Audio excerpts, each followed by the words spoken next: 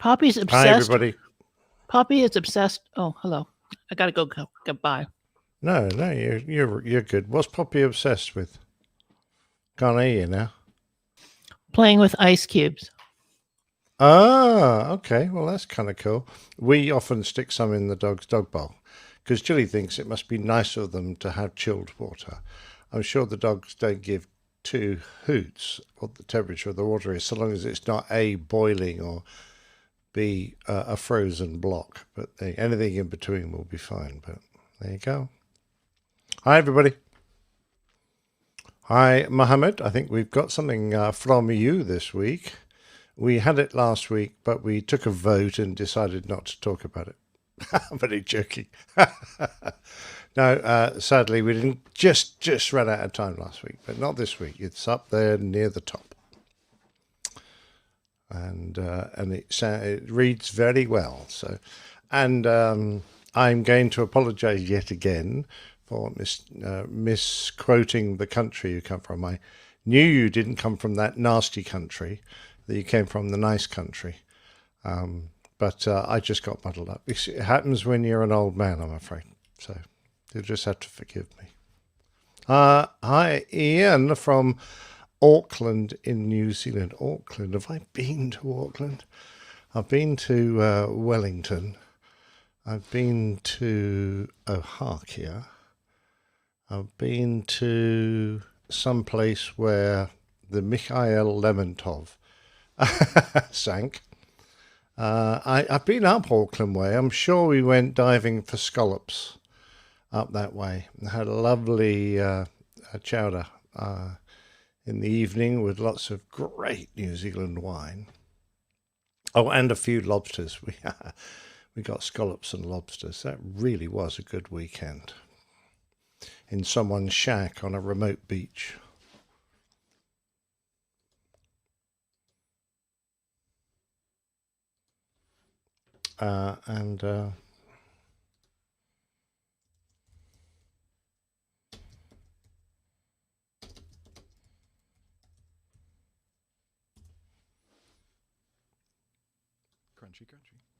And here's the star of our show, Captain J. Where is he? I want his autograph. Yeah, well, good luck with that. He's a recluse. Yes. I think he plans for episode 500 party. Yes, I'm a legend. We're not telling you. What's that? Any plans for a 500 show party? I said yes, but we're not telling Mark. We'll tell everybody else, but we will tell your good-looking brother Tim. Oh yeah, not you. Because if Mark gets wind of it, he might come. You know. Oh, I know. He'll ruin it. Yeah. We wouldn't. So yeah, Tim is part of the 500 episode 500 steering committee. He's not very good at steering, is all I can say. He's gone off the rails already. He's steering the damn car off the cliff is what he's doing. Yeah. His RV off the cliff. Sorry about that. Hello, Mike. Hello, Tony. Hello, Jason. All right. He's a frequent contributor to the Coffee Fund. Sydney, Australia, and on the northern beaches. Beer Fund. Thank you, Jason. So, what is the, what's the name of a northern beach that, or do you just call them northern beaches? Because I know a few of the beaches at Sydney, but I was up Newcastle way. I know them beaches. I don't like hanging with them at all. Don't you be rude, dear. You're terrible. Well, the beaches, they're sandy. Yes, I know. I know. I just dropped me nuts. Ooh. That could be painful at my age. Dear APG and crew and community, I'd like to tell today I passed my level 3 exam on ground position. Awesome. I experienced six security member in VIP aircraft. S-I-C-K, not six. Sick. Oh, this is not going to be a good show. No, it's not. You want to leave the reading to me for a change? Oh, man. Yeah, I might definitely do that. I've only had half of a beer. I'll tell you the truth. I was like this before I even opened up the beer. Congratulations, Muhammad. That's awesome. Here, let me play That is an really good appropriate news. sound effect. How's that volume on the sound effect? Okay. That is good. So I'm just curious.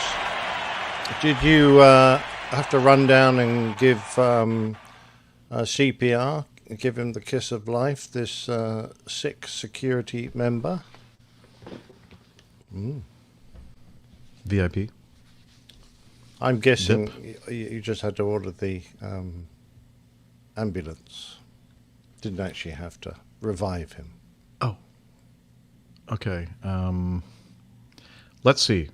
For all of you, now if you like being over there on Facebook, that's fine. You don't have to leave. You can hang out there with all of your other fellow Facebook friends if you want. But if you want to come over to the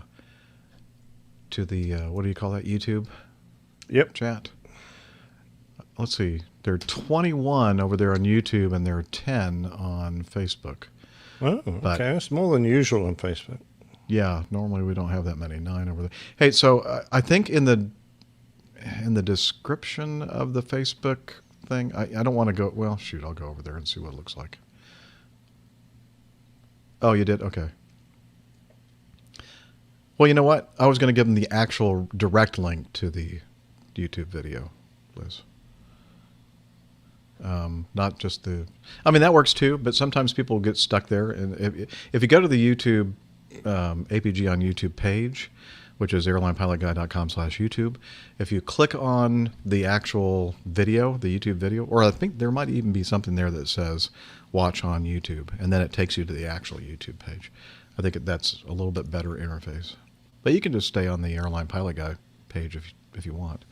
Anyway, what I'm saying, or trying to say, is that I think you'll find more conversation over there on YouTube. Hey, we got another Much one of livelier, those yes. historic aircraft pilots have just pitched up. Hi, Deuce 191. Deuce 191, okay. First time watching live, long time listener and 767 pilot here. Ah, awesome, Deuce. Yeah. Let's see. Hey, Muhammad, we love you too. Really. Yeah, No kidding. absolutely. I'm just trying to work out what Deuce 191, why and how he picked that name. Well, why don't you ask him? Deuce? How'd you decide on that moniker? Deuce. Dear Deuce 191. Oh, that's right. I'm the only one that can hear Liz. Yes, you can. Liz. You know what I can do, though? I can do this, and then everybody can hear Liz. Don't bother? Well, just let me do it for a second just to see if I think it She'll works. clam up if you do it, and then no one Okay, will well, hear. I won't tell her. Except just watch your language, Liz. Say something, I was just Liz. asking a question. Yeah, would you just tell me again how much you love me and how much I mean to you? Like she's choking on something. Steady on. Steady Sorry, on, Liz. I can't talk right now. So you can hear her, right, Nick? Yeah, I can. She's Coughing and dying choking. for love. She's really getting choked up. Yeah. Oh, yeah. Thanks, Liz. Okay, I'm going to turn your routing to StreamYard off. Oh, no, Okay. that's Yeah. interesting. Mohammed had to call for an ambulance, and then the driver said he didn't know the way, so he had to provide him with a follow me car for the ambulance. Oh, Well, there you go. because it was on the airport property. Don't kill Liz. No, don't worry, Sam. I'm not going to kill her until I see her in person. Yeah. But for now, she's safe because the border's closed. Nickelback. Look, Nickelback. Reza is from Iran. So now you need to mind your P's and Q's, Nick, because we have Iraq and Iran represented on the show. Oh, we and New do? Hampshire. Hey, Chris Van Veen. Long time, Well, hi, man. Reza. Yeah, from Reza. LR. Is that, are we saying that correctly? Reza? That's awesome. I have got some fantastic pictures overflying Iran because it's just the most stunning show of rocks and escarpments and just fabulous scenery. I mean, all a bit wild and woolly, but just superb, amazing colours.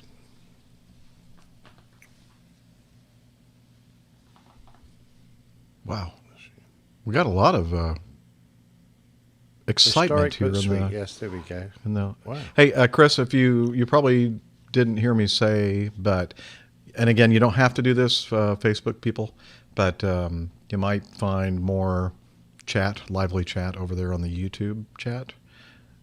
Just go to airlinepilotguy.com/YouTube, and then just click on the video, and then I think it should take you to the actual YouTube page, but you don't have to. Chris says, I know I'll be living in Nexton, South Carolina, near Charleston in 2022. Oh, cool. I was just in Charleston last night. Excuse me, my beer is talking. So okay, so did you see the explanation for Deuce 191, Nick? No. Where did that go? It had something to do with a video game when he was young and innocent. A video Not game? sure he was ever innocent. Stuck with him ever since. Sam, so in the last 3 weeks, he's been making progress on his flying career. Got my high performance endorsement. Oh, endorsement, that probably means. CFII written and IGI written. All done. What's IGI? I don't know what that means. Instrument ground? What is that? I don't know. It'll be some American thing. Hi there, Tim Hitchcock and the Sunshine Coast. He says with distaste. Watching Some Manchester American. You're a soccer fan. I haven't been here in a while. How are you, Captain Jeff? I am fine. Kamen? How do you pronounce Kmen?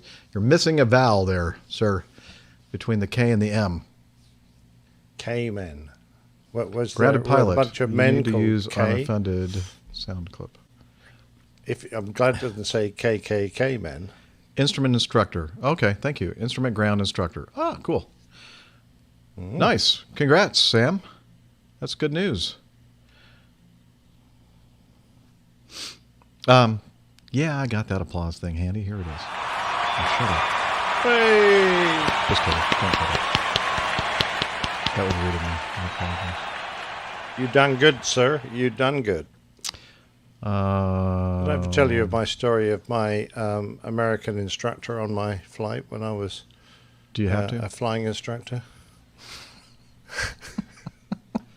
Who, the lovely Glenn Alexander, I think his name was, ended up a colonel, or at least.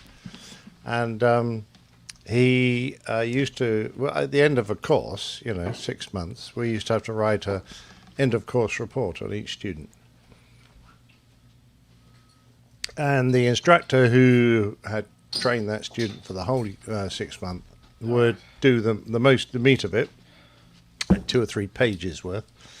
And then there was just a little block at the end for the flight commander and the boss to write, any appropriate remarks. Anyway, I looked at this report that Glenn had produced on his student that he had worked with for 6 months, and he had written, he'd left it all blank except for right at the end, and he'd written, "This boy done good." And I sent it back to him. I said, "Glenn, you're going to have to amplify this. Look, so we need to know a lot more than that about, this guy's ability. Yeah. So could you have another shot, please?" Anyway, it took him about a week, and then it came back, and then he'd written in, "This boy done real good."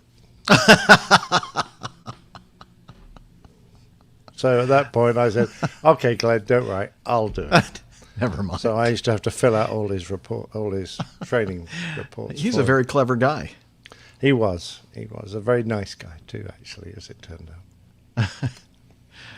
But he probably did that all on purpose so that he wouldn't have to write anything. Yeah, well, I was probably the same when I was an exchange officer. That I think I've mentioned this before on the show, but my number one accomplishment in the U.S. Air Force was that I never had to write anybody's officer performance report or Wow, a bane of my life. evaluation report. Only my own. Ah. And let me tell you what, I did really, really well. I basically was a hero and I'm glad to hear saved it. the U.S. Air Force and, I mean, countless lives, probably millions, maybe more. It's yeah. a job for you in politics. Exactly. That's what, if you read these OERs, that's pretty much what they are. What we called them OERs back there. Now I think they call them OPRs now. Anyway, so here's the deal. Oh, yeah. I'm sorry. Go ahead. No, I was You wanna gonna keep talking? Guess at what Drinking it beer? was. I was going to go Shooting the officer's breeze? evaluation report or something. Well, that's what we called them back in the day. You know, before the turn of the century. Thank you, Philip. He appreciates my acerbic wit, and I'm assuming that that's a compliment. Okay. Well, just quickly before we get this thing going, well, I guess we should probably wait until 4 o'clock because we said that's when we were going to start. But while we're all waiting, nobody else is going to join us because, unless it's a surprise, let's see, Steph decided that there were much better things to do than hang out with us today. Very sensibly. Yeah. Actually, she took me, both Rick and Steph took me up on last episode. You know, we were doing the April Fool's thing. And I don't think they understood that it was an April Fool's joke that I was making, that we were going to start from scratch.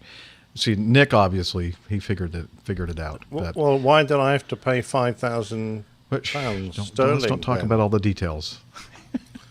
What? Let's All don't right, you talk can about the just send details that back online. now, then. There are Thank you some very things much. we just don't want to talk about while we're broadcasting. Nick, like how much you're going to pay me. What do you think I'm made of, man? Yes, that's it, Dave. She must be recording her album today. No, she's Charlotte, I guess, is having some good weather, and she is up there dumping jumpers out of their new She's caravan. doing what we all want to do, which is go Pop and flying. hops. Yep. Yeah, so she's not going to be here. And then Rick, talking about a really lame excuse, he has this is his birthday week. Might It's even a be his whole birthday week month. of birthday. He had a birthday, and then so he's still in his birth week. His birthday was on Monday, but he has a bunch of family. I think he talked about it on the last episode. That he's got a lot of family in town and all that kind of stuff. So he has taken the week off of APG. So that's our gift to him. Hang on a minute. Alpha Bravo Charlie says he's watching live from the Zeppelin Goodyear airship. What? What? Really? Yeah. So where which are you? they have more than one. Which Yeah. where are you? Where are you exactly? ABC. Alpha Bravo Charlie.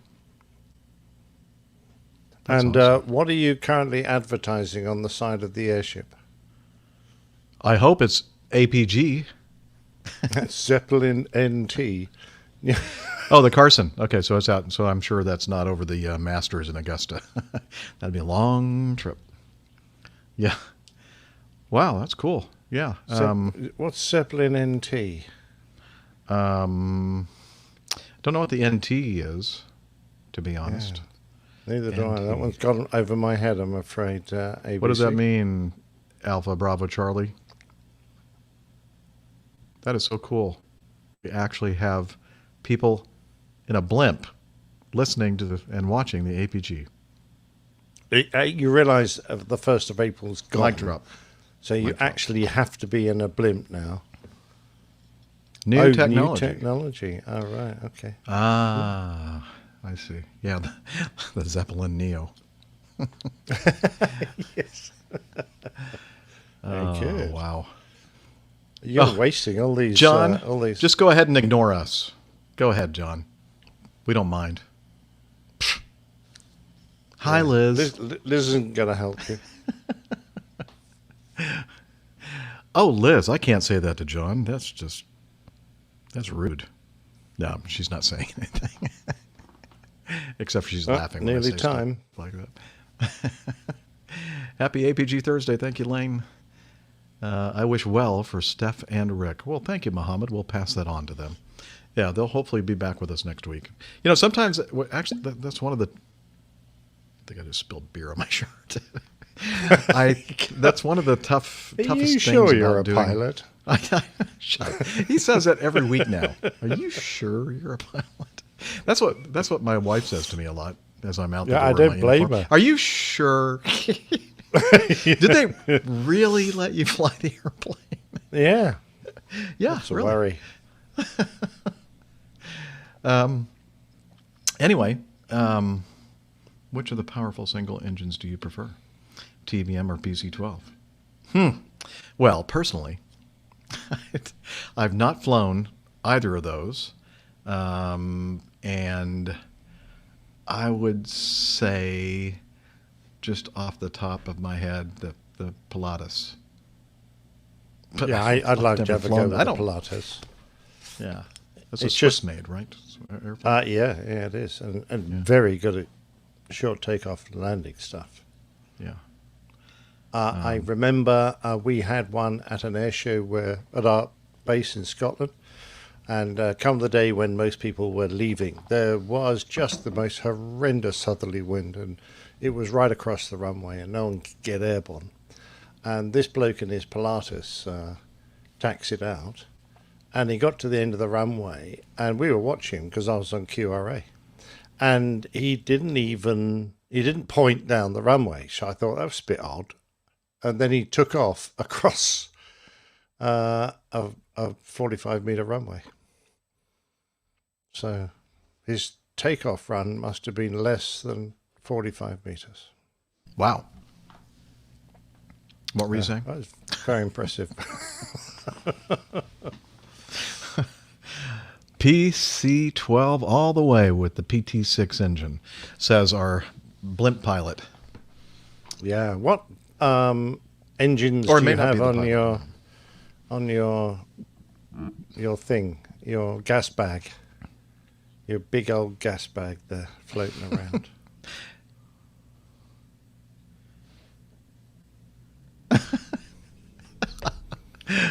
Liz is calling you a gas bag. Well, no. Some people would take that as a compliment. Yeah? Not too many people. But okay. Anyway, as I was saying, just going to be the two old pilots on today's show. So we do apologize ahead of time for that. Afraid so, yeah. The Ooh, a Lycoming. 360 Lycoming.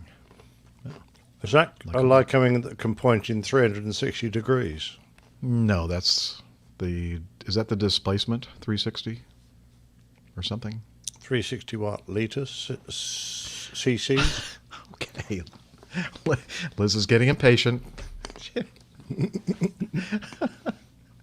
We could do that. We could surprise everybody by starting on time, Liz.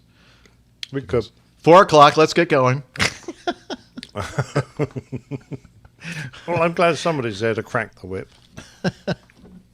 Hi, Okay. but what's the displacement measured in, Alpha Bravo Charlie? Is it pints? Last Quarts? 360 hours. That's not true. Liters? It doesn't last that long.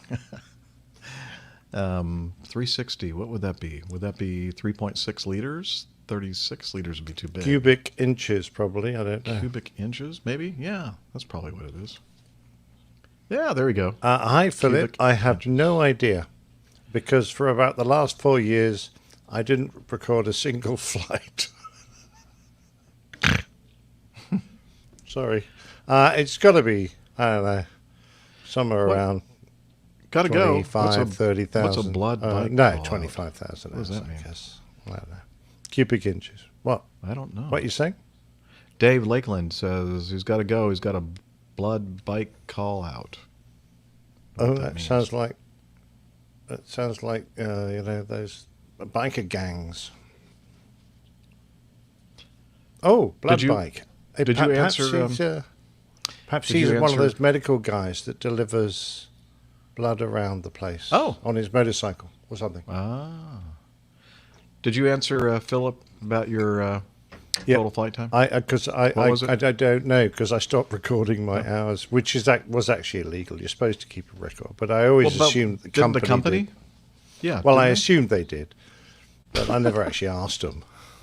Well, don't you, see, every time we do our medical, we have to write it down how many hours we have. Yeah, I always just added 600 to the last number. That's what I make things guessed. up. Okay. Yeah. Well, I can tell you what I have. I have like 23,000 some odd hours, I think. Yeah, I guessed around 25, but that was a doubt it. guess. Yeah, well, actually, if you think about all the time I had off for various ailments, I missed about, a year and a half. Yeah, but then you did all that long haul, so you do rack up the time. Oh, yes, we do. Yes, absolutely. All right. When we going to start? Yeah, we're going to start. Let's do. Okay, let's start. I was just enjoying the camaraderie, but fine. We'll do this. Well, we stupid could do show. that with a proper audience. No, I mean, not no, that no, our lovely people in the chat room aren't proper. Nope. We're doing it. Yeah. Fine. Everything is fine. Fine. Right. Off we go. I'm muting now. Let me play this and make sure that the volume's okay. I'm sure it's going to be way too loud, but I'm going to play it anyway. You're listening to the Airline Pilot Guy Show. The view from our side of the cockpit door. Is that too loud? Okay, I'm going to bring the volume down a little bit on that. Do we really care what Nick thinks? Have you stopped? Yeah. I just God wanted to do a that. sound check on it. I didn't. Yeah, I Do you have was your there. recorder going, Nick? Yeah, of course it is. It is now, anyway. All right. APG 467 in 3, 2, 1. Well, was that good? Was that very- good? Very dense air over the Atlantic. I think so. Yes. That's a hard job getting across to America this week. Yes. Okay. Well, that's close enough. All right. Here we go. I guess better late than never. And here we go. You're listening to the Airline Pilot Guy Show. The view from our side of the cockpit door. WAPG, it's the Airline Pilot Guy. Airline Pilot Guy, episode 467. Yeah, he's up in the sky. It's the Airline Pilot Guy. Hello, you're listening to the Airline Pilot Guy Show, the view from our side of the cockpit door, with your host, Captain Jeff, broadcasting live from Studio 3K at the Courtyard Hotel in Providence, Rhode Island. Today's show is recorded on the 8th of April, 2021. Yeah, he's up in the sky. It's the Airline Pilot Guy. Put your light and it's flying by. With the Airline Pilot Guy.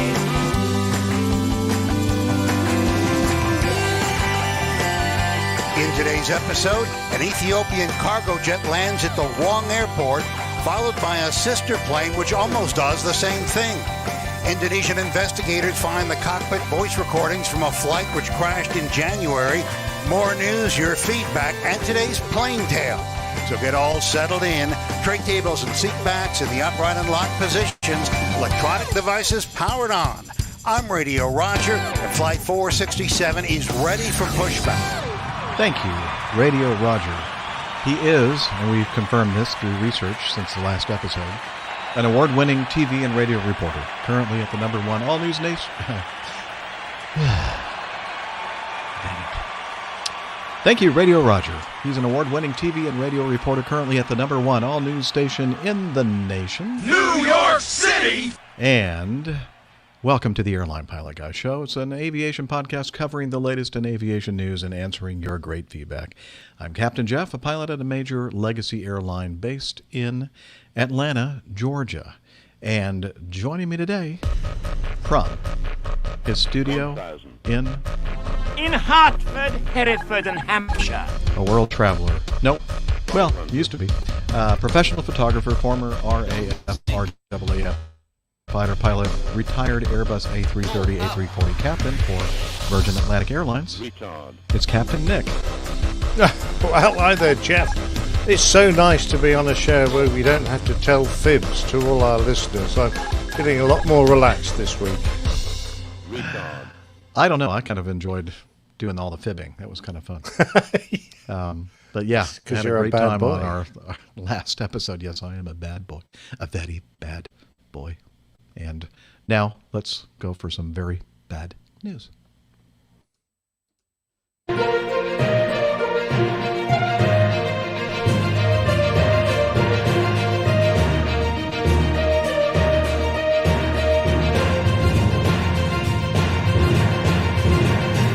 Stand by for news. All right. The first item in the news is something that happened at Leesburg Airport in Virginia, and it was memorialized on VAS Aviation, a YouTube channel, and I have some of the audio. Let's take a listen. Skyventures 226 is clear to land. Correcting your clear touch and go to 35 and wind 020 at 12 gust 16. Skyventures 226 is clear to land for 35 for touch and go. And Leesburg Tower, Skyventures 214, request taxi back to the ramp. Alright, Skyventures 214, taxi to parking on this frequency. Taxi to parking on this frequency, Skyventures 214. Thank you very much. Tower 542, shore, going 35, ready to go, yours. Leesburg Tower, Skyventures 226, want to clarify, we're doing a touch and go. Alright, everybody's talking at the once, so I'm just not going to answer and you guys can figure it out. Huh? Leesburg Tower, Skyventures 226, it wants to clarify for a touch and go for runway 35. Skyventures 226, how do you hear? We hear you loud and clear, sir. Just confirming we're cleared for touch and go, runway 35. I've done it 3 times. Skyventures 226, you're clear touch and go.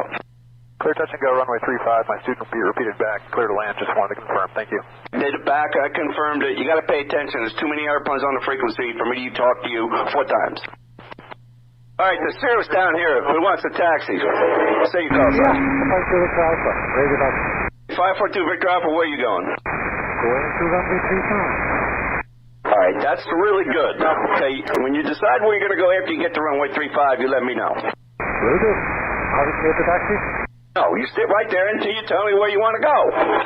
I'm going via Alpha. Want to go to runway 35. We'll run up and let you know. 542 Victor Alpha, you don't understand, so just stay right there, and I'll get back to you. I want to know where you're going to go. That's direction of flight, IFR, VFR, and whether or not you have the weather, okay?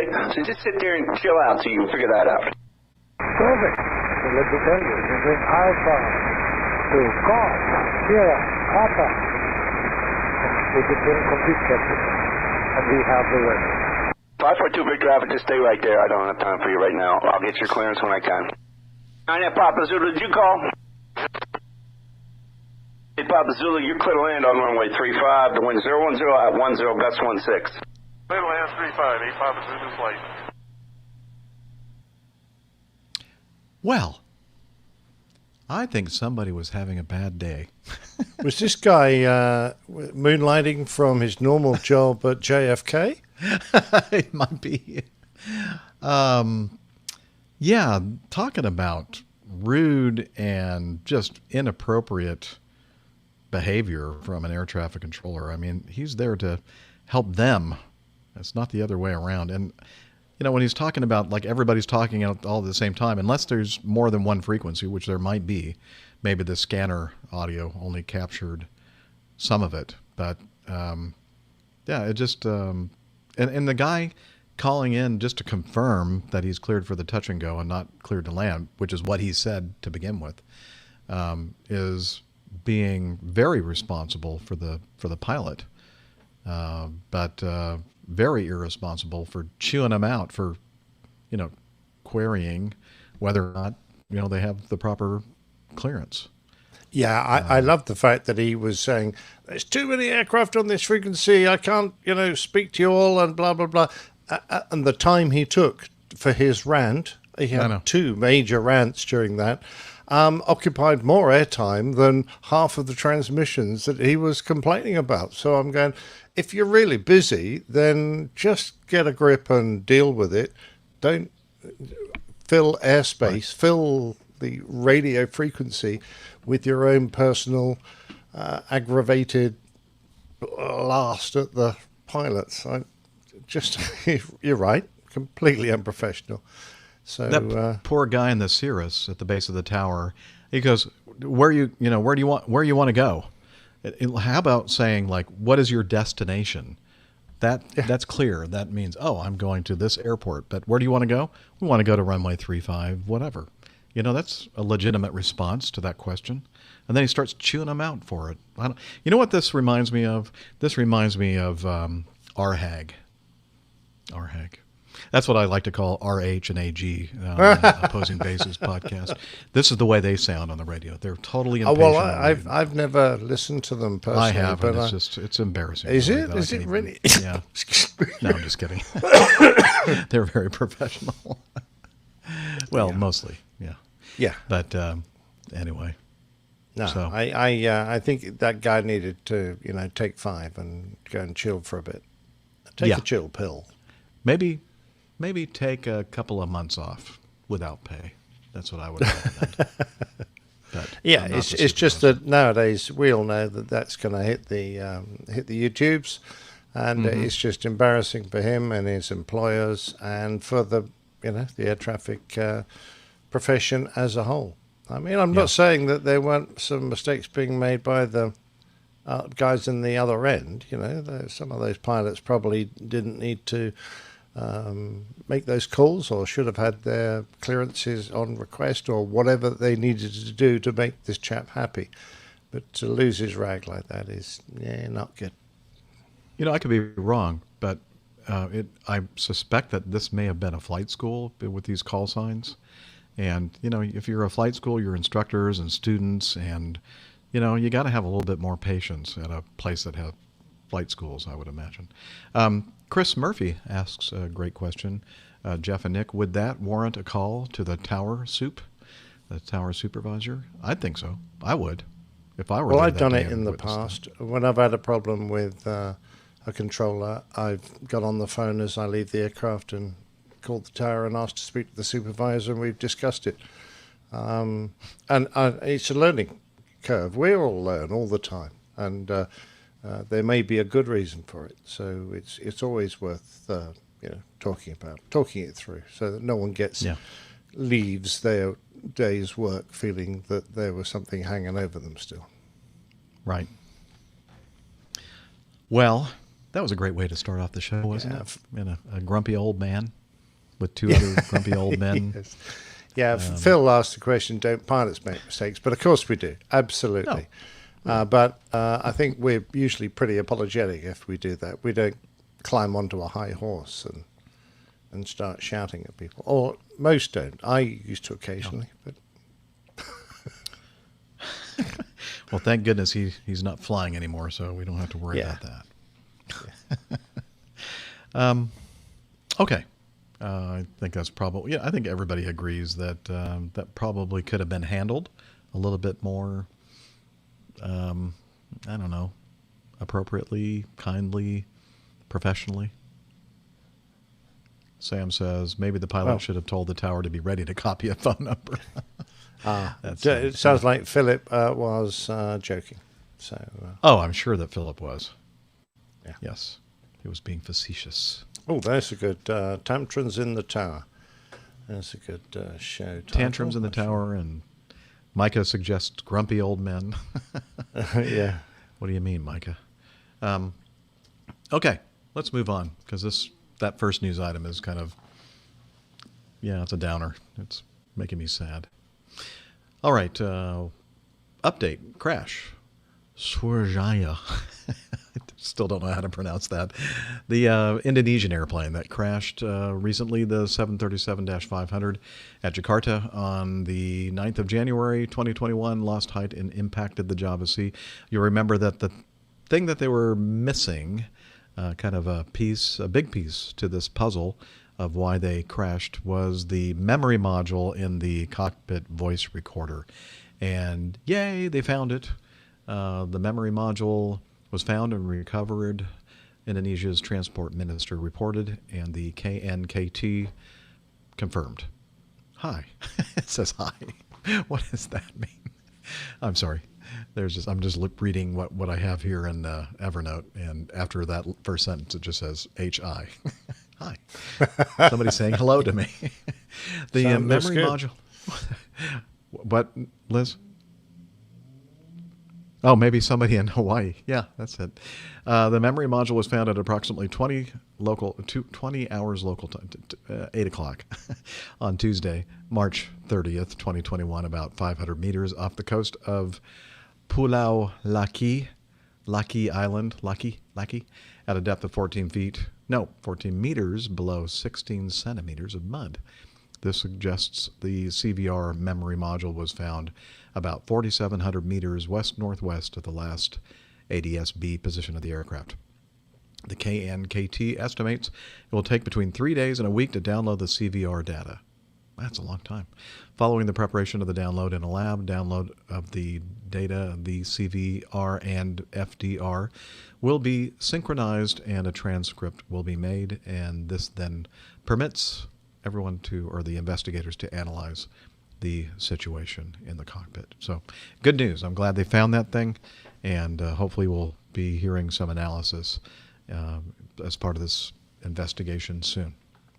I love that very bottom photograph, which has two quite senior chaps, I think, and they've got a nice little table with a very pretty tablecloth, a very pretty floral tablecloth, and they're looking at each other. I think this is the formal handover of the recovered voice recorder. It's in a transparent box full of seawater, and they're sitting there, and it's just so posed. I just thought it's hilarious.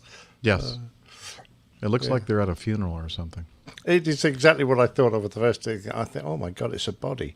No, it's the CVR. Yeah. Is the guy on the left of the photograph, is that a microphone that he's holding in his right hand? It might be, actually. Yes, he might be accepting this fine award. Right. And I'd like to thank my mother and my father and the producer of this. And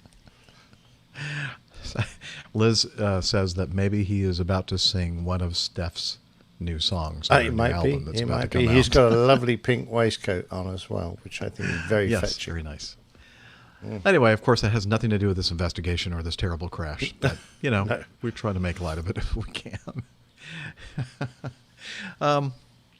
Hey, APG, that's where you go for serious news coverage. That's exactly right. And we've probably got some in a minute. Maybe. Next item is pilots back global campaign to cut. This is very serious. Oh, hang on. Thank you, Liz. Control room is directing me to play something here. Okay, let me play this. That's what NOTAMs are. They're just a bunch of garbage. And that was from the National Transportation Safety Board chairman. Yes, cockpit crew representatives are backing efforts to overhaul the NOTAM system this year. By the way, I think it's actually happening today. I think the date is April 8th. ICAO is getting together, launching this global campaign for NOTAM improvement on 8 April, intended to relieve some of the pressure on those having to handle and absorb all the complaint calls, the information. It's not uncommon for a pre-flight briefing package supporting a long-haul international flight to contain more than 100 pages of NOTAM information, says the organization. Findings have shown that 20% of these will be old NOTAMs, exceeding their 3-month applicability period. Cockpit representatives are warning the sheer volume of NOTAM information is overwhelming pilots. The campaign is being supported by International Pilot Federation, IFALPA.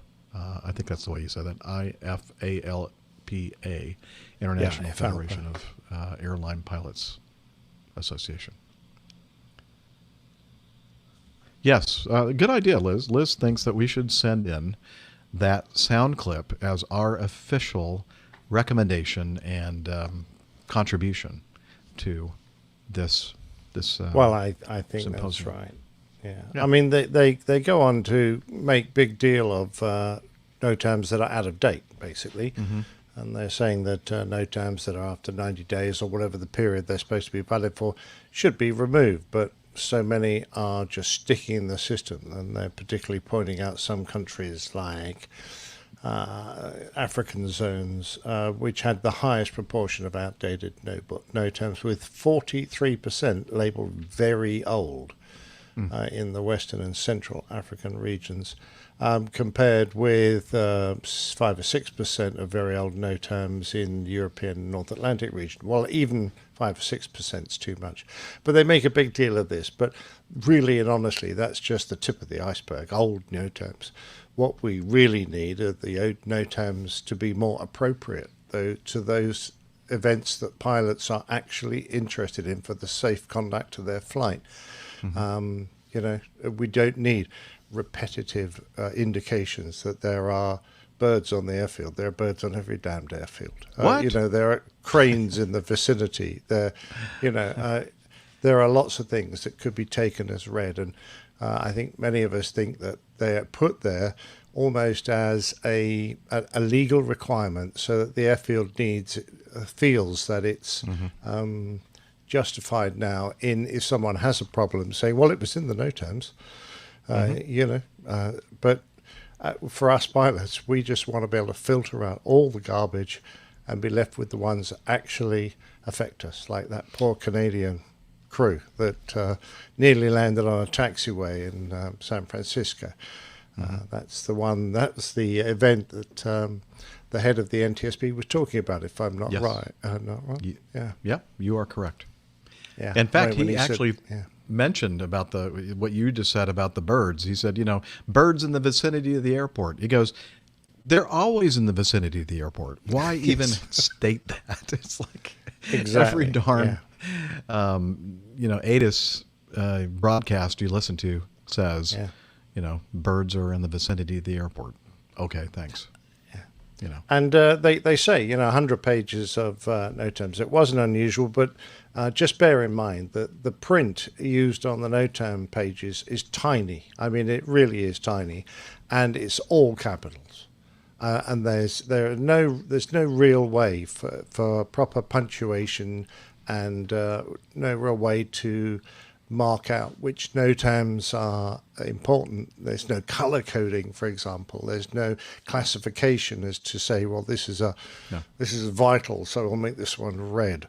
They have danger areas. That paragraphs and paragraphs of danger areas that might be active with all their latitude and longitudes, and nobody ever has a chance to plot all those out and see where they are, and etc. So you end up ignoring them. Yes, we need pictures like cartoons or something. Yeah, we do. We actually need maps. Yeah, we need to be able to have these visually represented, so we can look at it and go, well, that's my route. That's where this is. This is nowhere near me. I don't even have to worry about it. But then again, if they were filtered properly, we wouldn't get them in the first place. We need to know when the runway that we intend to use is closed, or there's part of it's closed. We need to know taxiway closures, the things, as you just said, that matter to our flight and the route that we're going to take from the runway to the ramp area and the gate, all that kind of stuff. It's just dinosaurs in the vicinity of the airport, possibly an outdated NOTAM, says Ludger Humpert. Yeah, absolutely. Yeah. So, what are you saying, Liz? Laura, I thought we banned Laura from the chat room. What? You let her back in? Oh, gosh. Okay, well, next time, please confer with me before you do that. Okay, well, I'll read it. Laura says, well, birds are technically dinosaurs. Well, okay. Yeah. Or are dinosaurs technically birds? Which way around is that? I don't know. Didn't Chicken or the dinosaurs egg, come first? Which one? I don't know. Okay. Liz is tiring of this. She's telling me to move on. Fair enough. Okay. Here we go. I hope, just going back to that last one, I hope that conference that I'm sure is over by now, but it was today. I hope that they actually come up with some solutions and that they actually implement these solutions.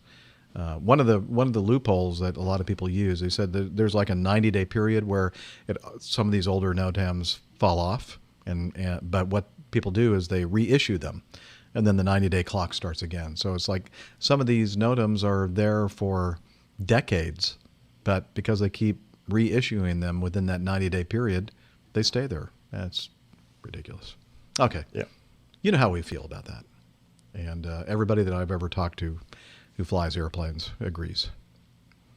Yes, especially my good friend, Mr. Sumwalt, the NTSB chairman. All right, here we go. News. Ethiopian cargo Boeing 737 accidentally lands at the wrong airport in Zambia. This is this particular article from Simple Flying, which is actually the flight school that I used to learn how to fly. Simple Flying, because they said, Jeff, that's the one you need to go to. Yep. That's not true. It isn't often a plane leads to or lands at the wrong airport, but on Sunday, April 4th, just a few days ago, Ethiopian Airlines won the daily double. Two Ethiopian Airlines Boeing 737-800s both headed to the same under-construction airport in Africa. One of the Boeings, a cargo plane, actually landed on the under-construction, not open yet airport. The other, a passenger flight, came within 50 feet of doing so, 50 feet in altitude. Let's see, according to a report from the blog site 1 Mile at a Time, the first Ethiopian Airlines Boeing 737-800 was operating a cargo flight. Okay, we covered that. It landed at the wrong airport. We covered that. Ndola is the name of the Zambian town. The aircraft in question was Echo Tango Alpha Yankee Lima. According to the flight tracking site, flightradar24.com, that plane operated a flight from Bole International Airport in Addis Ababa to the previously Addis named... Ababa. Okay, could you pronounce the name of the airport in Ndola then? Nick? 'Cause you're much better at this than I am. Mwensa Cap Weepwe. Okay. Which has recently been renamed Ndola International. A lot easier. Probably because nobody could pronounce the other name. Instead, the Boeing 737-800 landed at the yet-to-be-finished Copperbelt International Airport. I like that name. That's easy to say. Copperbelt. Yeah, very American. Yeah, which has recently been renamed Mwanza Kapwipwi. If you're confused by the two Simon Mwanza Kapwepwe airports, then, Kapwepwe, then no doubt this didn't help the Ethiopian Airlines pilots who clearly weren't sure. Was that offensive? I'm sorry. If that's offensive, please send an email to I'mOffended@airlinepilotguy.com. Anyway, so here's the deal. They're making this new airport, and Liz, can you show the overlay that I put in there? Thanks.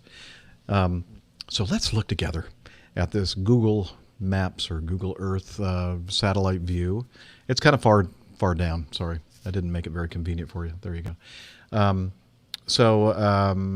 Anyway, this is from Google Earth, and you can see on the right side, the other side of the photo, kind of right, central right, with a little blue pin. That's actually the current airport that they've been using for many, many years. And the new airport, which is the one that's very easy to see on this satellite imagery on the upper left-hand corner of this image. Lots of cleared land, huge, huge area for the runway, much longer. Probably it almost looks like twice as long, maybe twice as wide. In other words, a beautiful, a whole expanse of concrete.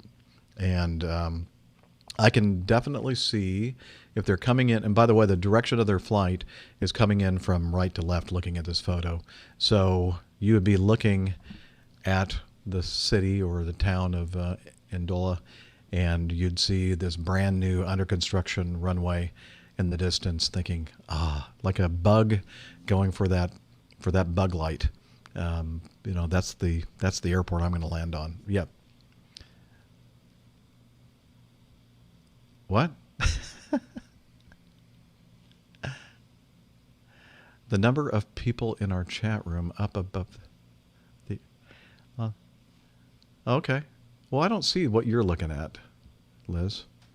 No, I see the I see the image, but I don't see anybody in the chat room. Oh, you mean like off to the side?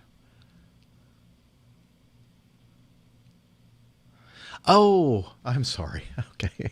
Yes, there is some information about our stream. It's been live now for 56 minutes and 18 seconds. There are 59 people that are currently watching, and 6 have given it a thumbs up. Just 6? Come on, people on Facebook.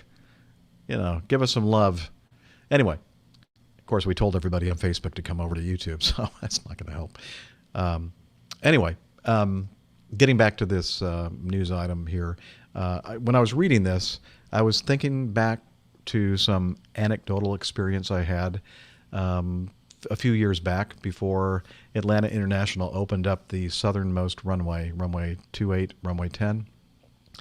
And that thing is like a magnet. I mean, it wasn't open yet, and we'd be coming in for approaches, and you'd say, you have the airport in sight? Yeah, we see the airport. And then he'd just like automatically focus on that pristine, beautifully white, newly poured concrete runway, and then realize, it's not the correct runway. That runway is not open yet. And that was the same airport. But anyway, what I'm trying to say here is I can see how these people... Now, a lot of people would say, well, didn't they use their instrumentation to back up their visual approach? Well, they should have been. I don't know what I've never flown in this area of the world. I don't know what kind of navigational aids they have for the runway at the currently open Ndola International Airport. If it was operating at the time, so I can't really say that they should have had all that stuff, up and using it as a backup. And maybe they did, and they just ignored it once they saw the bug light and they started flying toward it. What do you think, Nick? It's not uncommon for airfields in Africa to have quite limited navigation aids, and they're not necessarily co-located with the airfield. But having said that, it's a 737-800, should have pretty sophisticated navigation gear, should have, I would have thought, GPS, at least inertials. So, the aircraft should know a bit more accurately. I get the feeling from reading between the lines that this actually might not have been so much a problem for the individual crews, but more a problem for their operations. Because I get the feeling that whoever planned their flights might have accidentally sent them to the wrong airfield. Perhaps when they downloaded their flight plans or whatever. Yeah. The fact that both aircraft went for the new airfield. Perhaps they had mistaken the fact that it wasn't open yet, but they planned for these guys to go there. I don't know, but I think that might be a possible explanation for why 2 aircraft from one airline and nobody else seems to have homed in on it.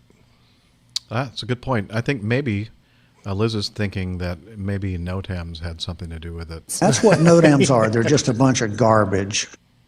Yeah. I think you should have said they're just a bunch of toilet paper. Yeah, that's true. And that would not be very comfortable to use it as toilet paper. I've not tried it, though, so I'm just guessing. Yeah, I don't use toilet paper. I mean, Ethiopian In some ways, Airlines that's true. are considered to be actually quite a good airline compared with others in the area. So this is a bit embarrassing for them, I think. Now, but I think the biggest problem really was the guy who landed. He didn't just sit there and go, oh dear, right, we need to sort this out. Didn't he just turn around and take off again? I'm not sure if that's what happened or not. There is a video, and I don't know if I watched the entire thing, but I do know that the cargo only 737 is taxiing in, and you can see in the foreground all these workers out there, like very close by, looking around like, what's going on here? Where did that airplane come from? Why is the airplane on? It's not open yet. What's going on? Anyway, that's basically what I was reading through the body language of these people. Yeah, absolutely. And I'm sorry, if you're going to take a picture of this bloke taxiing around, can you hold your camera straight, please? Look at that bent horizon. Isn't that just awful? I mean, I'm sure they haven't built an airfield with like a 10-degree tilt. Okay, the photographer is coming out. We can remove that overlay, Liz, if you'd like. Oh, no problem. Oh, there you are. Yes. Anywho, yeah, somebody screwed up there, and but yes. Fortunately, harm done to, no injuries or anything like that, except when the pilots came back into the chief pilot's office and the door slammed. Okay. Yes. Next item. This is really sad to me. A French mayor wants to kill kids' aviation dreams to save the environment. Oh, I'm glad you read that properly. I just looked at the first line and it just said kill French kids. mayor wants to kill kids. I know, that's really sad. That's really mean. Yeah. Anyway, I'm trying to find my Going Green sound clip, but I can't seem to find it. Oh, well. Right now, you're hearing it. Oh, it's great. There we go. Love We're that. going green. Love that. We're going green. The mayor of a French city has ignited a nationwide controversy in the aviation community by cutting funding to 2 local flying clubs and saying kids should be discouraged from pursuing their aviation dreams. Quote, "It was my childhood dream to take a plane and go to the other side of the world," said Leonore Moncolde, the mayor of, is this Poitiers? Poitiers.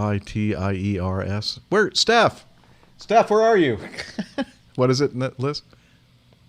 Poitiers in west central France. Yeah, okay. But I think that you do not realize that we must protect children from some dreams. It is sad to say, but aviation should no longer be part of today's children's dreams. Okay. Wow. Where is There's this the Green Party guy? for you. Oh my gosh. So this gentleman with the last name that starts with an M says he represents the Green Party and said hobbies that rely on non-renewable resources must be discouraged, so her council has ended the subsidies it has previously provided motorsports clubs. If the decision catches on with other communities, it could have some serious consequences for initial flight training in France. Most flight training is done through aero clubs, and North American-style flight schools are relatively rare. The subsidies from local and federal governments are part of funding for sports teams and other weekend warrior activities. And the mayor said it's flying's reliance on fossil fuels that killed its grant chances with her. It's not a question of principle. It's a question of fiscal responsibility, she said. We consider that taxpayers' funds must no longer subsidize sports based on consuming non-renewable resources. Now, I'd like to ask her, has she not been like watching the news and, seeing all this information about the new technologies regarding electrically powered airplanes and that kind of thing? Come on, Apparently that's the not. future. Everybody knows it. And And I just want to be absolutely certain that she's never gone on a junket that involves air travel anywhere in the world. yeah. Well, I wanted to say that, let's see, when she was her childhood dream was to take a plane and go to the other side of the world. I think it's now many people in the aviation community dream that she do that as well and just never come back. Yeah. Wow. Anyway. That's what happens when you vote these people in. Yep.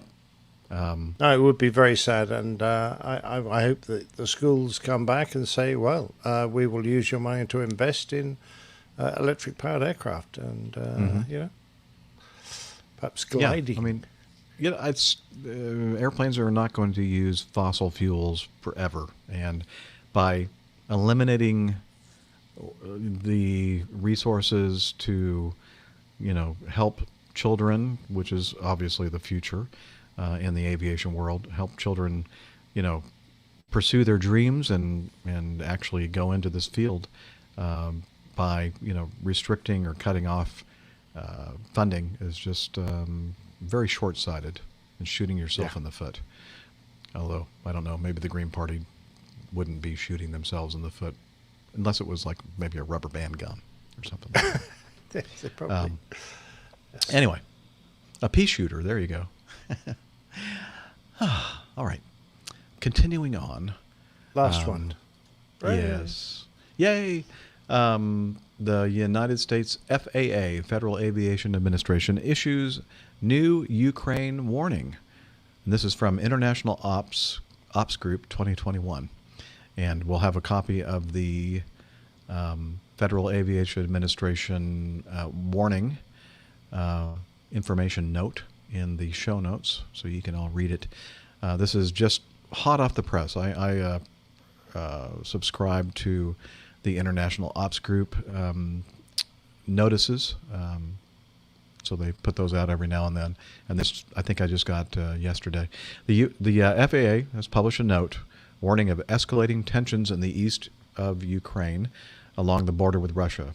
Canada has also published an airspace warning advising operators to avoid the UK/Simferopol. And wow, I'm not going to even try this next one because it has mostly consonants and not a lot of vowels in it. In the east of the country of Ukraine due to the risk from heightened military activity and anti-aviation weaponry. There has been a large military buildup in this area recently, along with an increase in ceasefire violations. Essentially, similar conditions to those prior to the shootdown of why can't I think of the name of the airline? Malaysia Flight 17 in 2014. Should hostilities escalate, the airspace on both sides of the border could be exposed to potential weapons activity, posing a risk to civil aviation or civil aircraft from misidentification or misperception. And so basically they're saying, hey, remember about 6 years ago, it was a 777 that was shot down, the Malaysian flight. Guess what? They're kind of looking at this area of the world and saying, it looks like it's kind of happening again. So let's be careful. Let's don't route airplanes over that area. Yeah, it's a common routing from Europe down to the Middle East, the Gulf nations, etc. So people have to go around it. It does take a little more time, but not significantly.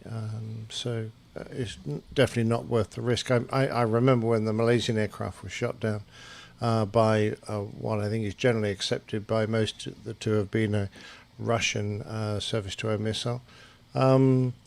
They were just one of a bunch of large airliners that had gone through the same piece of airspace before and after the event.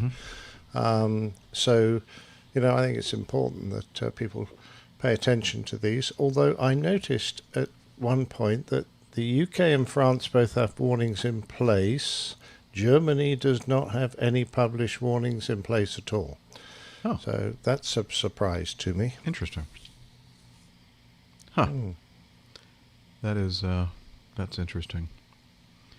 Well, you know what they say. It's better to arrive late in this lifetime than early in the next.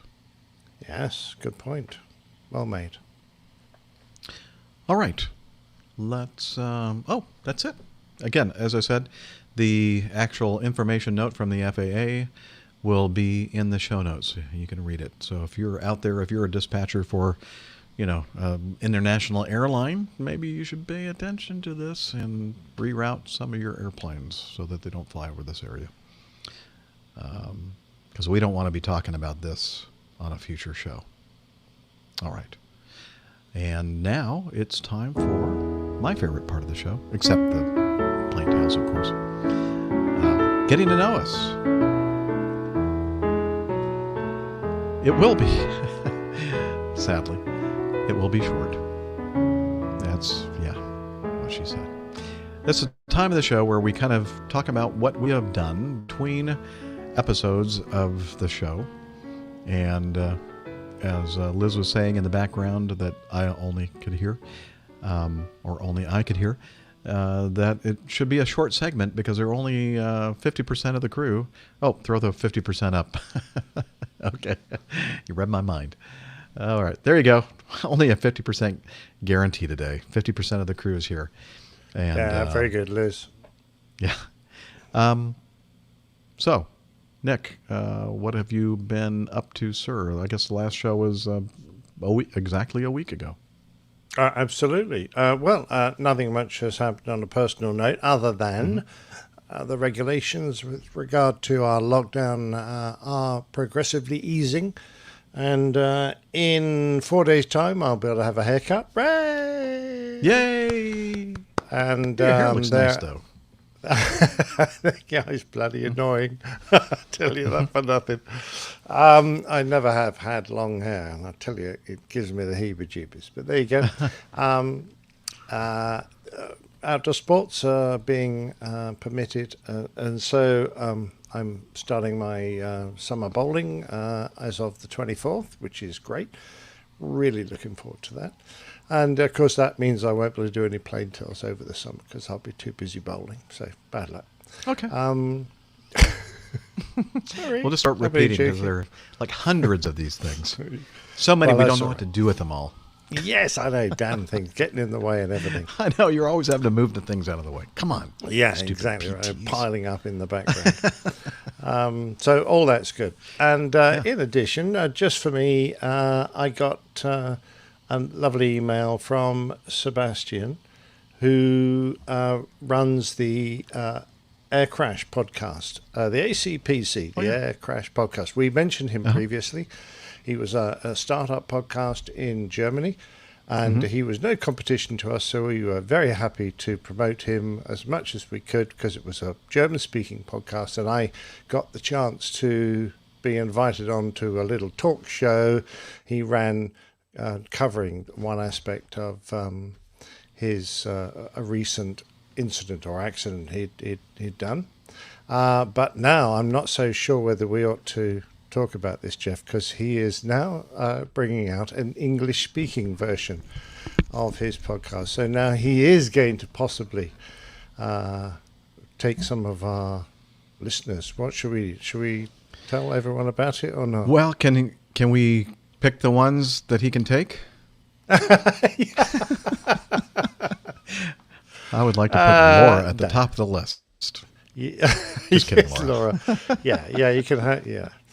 But no, seriously, we're always keen to promote new podcasts because, the more people that get interested in aviation, the better it is for us all, which I think is absolutely great. So Sebastian and his co-host, Sarah, they have started a new English-speaking podcast, as I said, called Air Incidents Podcast, as opposed to Air Crash Podcast, which is their German-speaking one.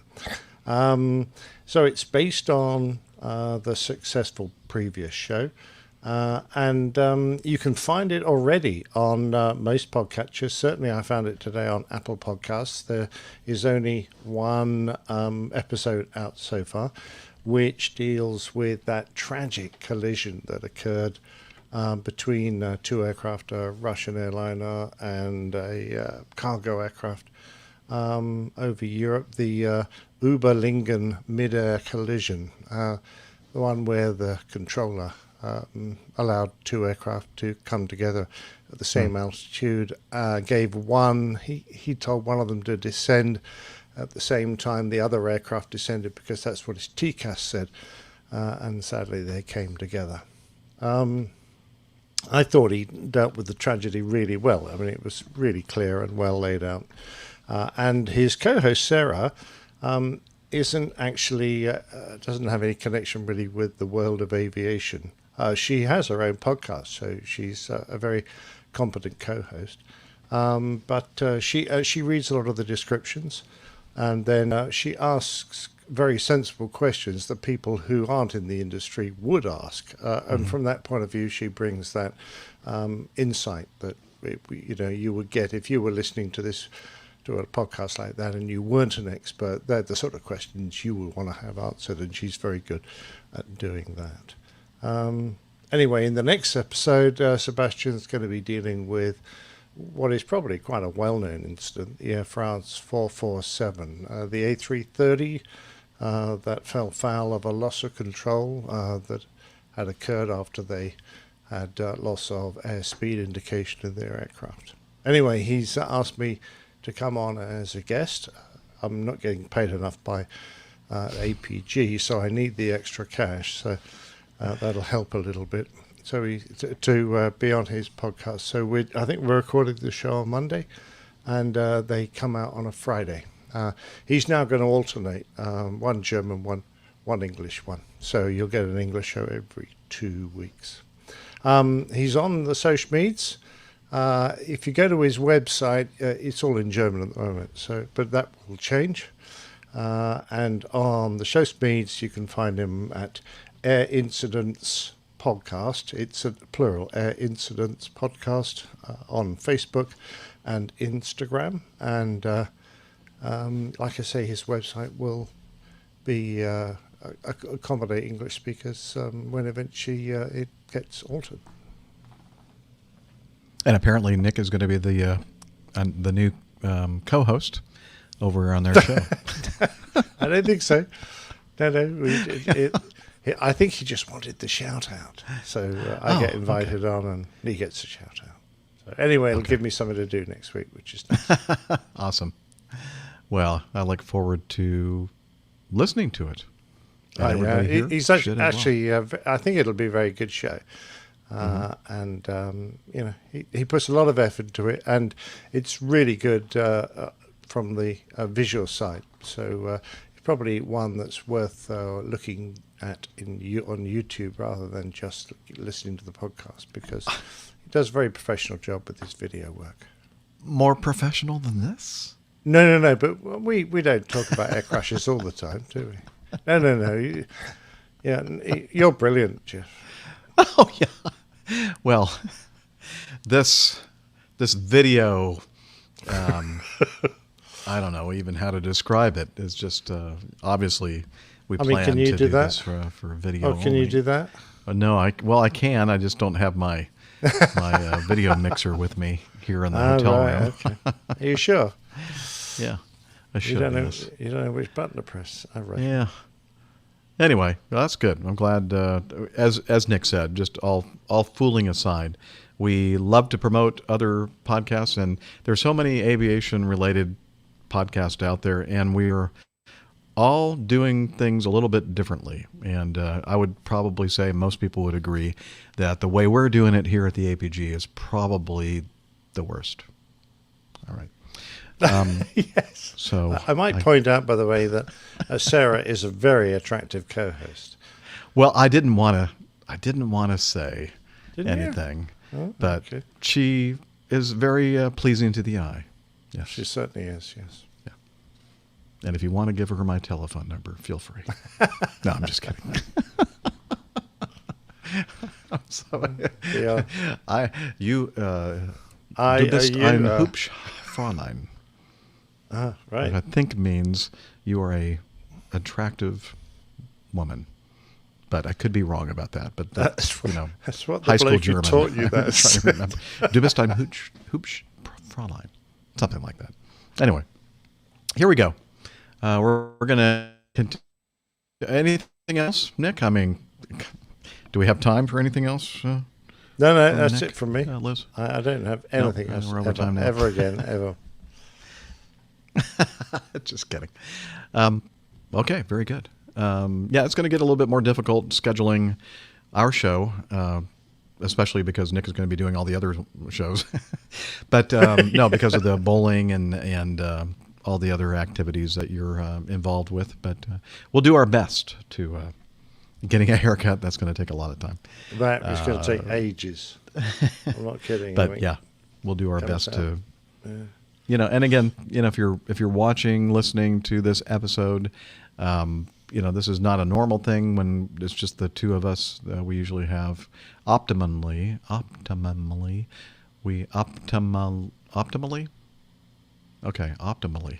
Thank you. Optimally, we have 4 hosts. It's much more better. So when all 4 of us are here. But Nick and I are going to try to do our best to entertain you and inform you. Yeah. Well, I'm doing my best already. I don't know about you. Well, I'm at least 50%. That's what I'm shooting for. All right. I didn't even put anything down here for anything I'm doing. I'm on a trip right now. Left on. Well, first of all, we did the show last Thursday, and then that was in the midst of Holy Week. That was Holy Thursday. And then I sang that evening, and then I sang the next evening for Good Friday, and then the next evening for Holy Saturday. And on Easter, three masses on Sunday. So it was a lot of singing going on there, and I enjoyed the heck out of it. And then on Monday, took the day off, and then left on this trip on Tuesday. First day, I have to say, was very, very difficult. It was a exhausting. A deadhead leg from Atlanta to Raleigh-Durham, and that's it. But how long does that take? It's like about just under an hour. And wow. The actual flight. That's a long day. Yeah, well, it was a tough day. But the next day was I had to get up at 3:15 in the morning because it was like a 4:10 pickup time. So that was very early. But anyway, so that was day 2. We ended up in Charleston on Wednesday, yesterday. And then today we went to Atlanta and up here to Providence, Rhode Island, where I am currently. And then tomorrow, another early morning to Atlanta and then to Dallas, Texas, and back. And looking at some of the weather apps and the modeling, it's not going to be a fun day tomorrow at all. Yeah, a lot of red and a lot of thunderstorms and all kinds of nasty stuff. So I'm really not looking forward to that. But are you going to catch a cold? Yeah. Wait. Do I kind of look? Do I look like I'm getting sick? You're looking a bit peaky. Well, now that we've done this live broadcasting, now I can't call in sick. I'm just going to have to do it. Sorry. Yeah. You blew it for me. Oh well. Yeah. So that's it.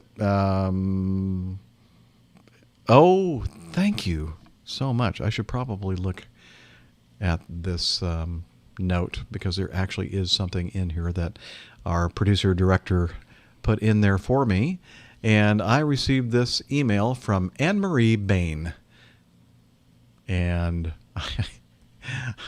Liz's new puppy, Poppy, just screamed something in the background.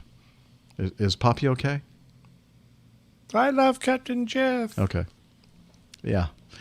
I don't think Poppy wants me to talk about this email from Anne-Marie Bain. She said, "Hello. We are producing the Pilots Without Pants calendar for 2022. So the subject line was Pilots Without Pants. And I'm thinking to myself when I'm looking at this email before I've looked at the actual content that, somebody must be wanting me to pose for their calendar. Well, yeah. Thanks, Liz. Liz says she probably only listens to the audio. In other words, hasn't seen what I look like. Yeah. Thanks. That's not very nice. Anyway, no, she is not asking Well, she any of us certainly on the hasn't crew. seen the steady or pants. Yes. For those of you who are not in the U.S. or Canada, pilots without trousers, that might make more sense to you. It's a calendar featuring 13 pilots from Long Island, their airplanes, and no pants, nowhere to be seen on these photos. What, they're calendar wearing skirts? Is currently... They're wearing skirts? Well, let me kilts, show you a little bit of the... I've got a picture of Rick not wearing pants. Yes, we do. We do have a picture of Rick in his favorite outfit, which is a skirt. I don't have that to show you right now, sadly. But let me share some of the photos from, I think, last year's Pilots Without Pants. And let me find the correct window. Here we go. I think you'll enjoy this. All right. Here's one. What does it say? Mile high instruction, no experience needed. Yeah. Hey, Mama, I want to learn how to fly. Oh, here, let me take you to Joe over here. The guy that's just wearing the old-fashioned leather flying helmet and scarf, and that's all in front of this tail dragger. Let's see. I need Little to Super find Cub. another one. Let me see if this is going to work. Yes. Look at that. For a minute there, I'm thinking, is this a guy or a... Anyway. Yeah, what's the answer to that question? I don't know, but it's somewhat provocative. Yeah, that's all I'm going to say. Let me move to this one. I think this guy looks like he'd be a fun time at a party, at least when he's wearing clothing. His airplane has Conquistador 1928 Del Cielo. I don't even know what that means. Anyway, obviously a Mexican-themed airplane, and he has a strategically placed sombrero covering up the bits and bobs. It would be more impressed if he didn't have to use his hand to hold the sombrero. That would be impressive. If his sombrero was self-supporting. A lot of people would be impressed with that. Let's see. Here's another gentleman on the other side of his tail dragger, as it were. He is wearing socks, though. Yeah, yes. Very proper. Another helmet slash, what do you call it? I Scarf, wish you'd stop talking about helmets, Jeff. Yeah, looks like he has a microphone. I guess he's making a radio call from. This looks like a Link simulator, doesn't it? That's like exactly what it looks like. It's the right color scheme and everything. Yeah, I think that's what it is. What is the point of this calendar, Liz asks. And that is a very good question. Proceeds from the sale of these calendars will benefit a Long Island Aviation student from a low-income family who wishes to pursue their dream of becoming a pilot. For more information or to be involved with this project, please contact Anne-Marie Bain. She's the executive producer at 917-744-2782, or you can email Anne-Marie at AMBAINTV, so AMBainTV at gmail.com. We welcome all media inquiries. And Alpha Bravo Charlie, our man, on location in a Goodyear blimp somewhere on the West Coast, says, I would do this right now, but the blimp just makes things look so small. It's kind of embarrassing, isn't it? Yeah. That's a you, good one. you can always say it was the cold water, but not in a blimp. Yeah. Shrinkage. It's a thing. All right. Neville. Perhaps a better name would be Pilots Are Pants. Oh, very now, good. I don't even understand what that means. What does that mean? What are pants in England? If you're pants, you're rubbish. Oh, okay. That would be Yeah, I a guess suitable you could say synonym for rubbish. I think a lot of people that know Useless. me would share that. Awful. That same feeling. Anyway, let me stop sharing this darn screen. It's probably causing some I'm emotional feeling distress a bit to some queasy people. looking at it. Oh, a new Patreon perk. Nice one, Laura. okay, Yes, yeah. that's a good Laura, suggestion. she's suggesting that we should do an APG calendar for a perk, so to speak. A perky calendar. Oh, so many ways you can go with that. Anyway, so let's see. This next one for Nick. Okay, you already covered that. All right. Yeah, so that's all I have. Flying and singing and running around without pants. So again, we'll have the information for the Pilots Without Pants calendar, how you can support it in the show notes. All right. That is all I'm going to say about that. And now it's time for the Coffee Fund. Johnny, how much more coffee? No thanks. I love coffee, I love tea, I love the APG community. Coffee and tea, and the Java and me. A cup. All right, while Captain Nick leaves his broadcast co-hosting position to take a pee, let me tell you about the Coffee Fund. Coffee Fund is your way to support the show financially. And a couple of different ways to do that. One is the Coffee Fund Classic method, where you can make a one-time or recurring contribution/donation to the show. By the way, I must remind everyone that we are not a nonprofit organization, so you unfortunately cannot claim a tax deduction. Well, you can. It's just that you're not allowed to, really, and you might get audited and might be thrown in jail. So just a fair warning there.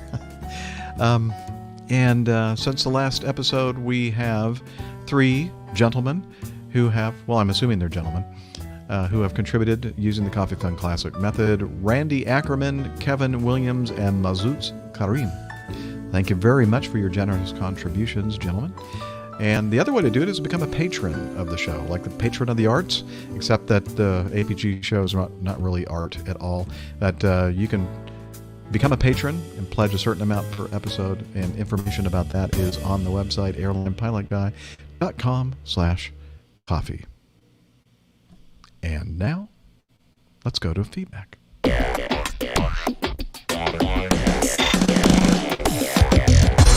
Captain, incoming message. Did everything come out all right? Yeah, absolutely fine. Thanks. All right, You good. did a really good segment on the coffee bar for a change. That was very good. All right. Let's see. Feedback. You know, really, I should say that feedback is honestly the best part of the show, because it's community members getting involved in the show by asking us questions or giving us links to certain things to discuss on the show. So thank you very much for that. Of course, we would much prefer that you Just send your cash. but we'll take your feedback as well. Yeah, and you can stop sending me those links to Dignitas. Okay, I've got it now. Yeah. All right, let's start with Texas Anlashock. He writes in, he says, a random little anecdote. Greetings, Captain Jeff and APG crew. Just thought I'd share an amusing little anecdote. This comes from channel Druckeniffel? I have no idea. What would you say, Nick? An ailment. We'd have to ask Dr. Steph if he can catch that. Or some kind of an antibiotic or something. I don't know. Yes. Who deals more in naval matters, and we're talking of like the ship stuff and not your belly button. But since aviation has been a part of the Navy for over 100 years now, the subject does come up rather frequently. The video in question is part of his series on the Guadalcanal campaign. And he says, it's linked here, keyed to the time in question, 5:50, and for about 35 seconds after. So, let's see. I guess this is one of those things where I do this, and we don't have an overlay. Do we have an overlay for this, Liz? Okay. Let me find my video file and take a little peek at this YouTube video. Hopefully nobody will get upset with us for doing this. And here we go. Yes. Also afforded Helena to a front-seat view of literal air-to-air melee combat as one Wildcat pilot of the Cactus Air Force, who was swooping in to help break up the attack, found himself out of machine gun ammo. Instead, he dropped his landing gear, positioned himself above the nearest bomber, and began beating it to death in mid-air using his landing gear as clubs. After a bit of evasive action that the fighter easily kept up with, the repeated slamming broke something important and the bomber spiraled down into the sea. It broke something important. Wow. The bomber went spiraling down to the sea. The Wildcat, a World War II fighter, I guess. Yeah, absolutely. Was doesn't look like really super beefy landing gear on that thing, but apparently it must be pretty beefy because they land the thing on ships. It went up there, ran out of ammunition, as he just said in this documentary, and actually like bounced the landing gear, pounded the bomber from above with the landing gear, and knocked something that was important to keep the bomber flying, and it crashed. What? That's nuts. That's crazy. But I know, absolutely remarkable. I've heard of mid-air people, deliberately flying into bombers to take them out. In fact, I did a story on one once, but this bloke seemed to have got the perfect technique. Yeah, because those that actually flew into bombers usually were kind of committing suicide, weren't they? Well, more or less, yeah. I mean, the fighters managed to get rid of quite a few V2 flying bombs, but they weren't taking evasive action. The bomber pilots presumably were trying to get out of the way. Well, that I have not watched the entire video yet, but we do have a link to it. It's the Guadalcanal campaign, the big night. I can't read the rest of this. Anyway, the link to it is in the show notes. And again, Texas Anlashock says, I started following him, the person that does this channel, over a year ago, partially because his stuff is pretty interesting, and partially because of that dry British wit. Go on YouTube and look up the 2nd Pacific Squadron Voyage of the Damned and see if you can't get through it without chuckling at least once. Well, I must admit, I actually stuck with the YouTube video once I started and watched it right through, and it covered the naval action very well indeed. And he's right. He discusses it with a little bit of tongue-in-cheek at times, but really fascinating, absolutely fascinating. Good. Well, I'll have to watch it as well. So thank you, Texas. Mr. Anlashock, signing off, he says. We always appreciate feedback from you. Moving on to the next one. Muhammad. Now, is Muhammad still with us in the chat room? He was 2 minutes it's ago, kind of late so up I think he is. Okay. Well, if you are, make yourself known to everyone in the live audience. And meanwhile, I'm going to read your feedback. He says, Dear APG crew, hello and how are you? Well, we've been better. I listened to episode 463. I'm surprised when you hosted Mr. Max Trescott. I'm also listening to Aviation News Podcast, mostly at mornings when I go to the airport. I'm very glad how Aviation Media Community... okay, good. He has made himself present. He's raising his hand. There he is. I'm very glad how Aviation Media Community contacts and cooperates between each other. Me too. I think it's an amazing. I mean, aviation is an amazing world, but this aviation podcasting community is even more special, I think. mainly because we're involved with it. Yes. And yes, we're very modest people. The funny part, when Captain mentioned me as an Iranian person, he has the right for this confusion because of the similarities between the names despite the language differences and culture. I'm working to get level 3 assessment on ground position in ORBI. I have no idea what that means. But unfortunately, there's no traffic that fit the requirements of level 3. Beside that, unfortunately, 2 of the examiners got positive COVID-19, and that's the main reason for being late for my ground certification. Well, we have breaking news. Earlier, I think before we actually started the show, I should probably find the breaking news thing. Never mind, it's going to take too long for me to do that. I'll put that in post.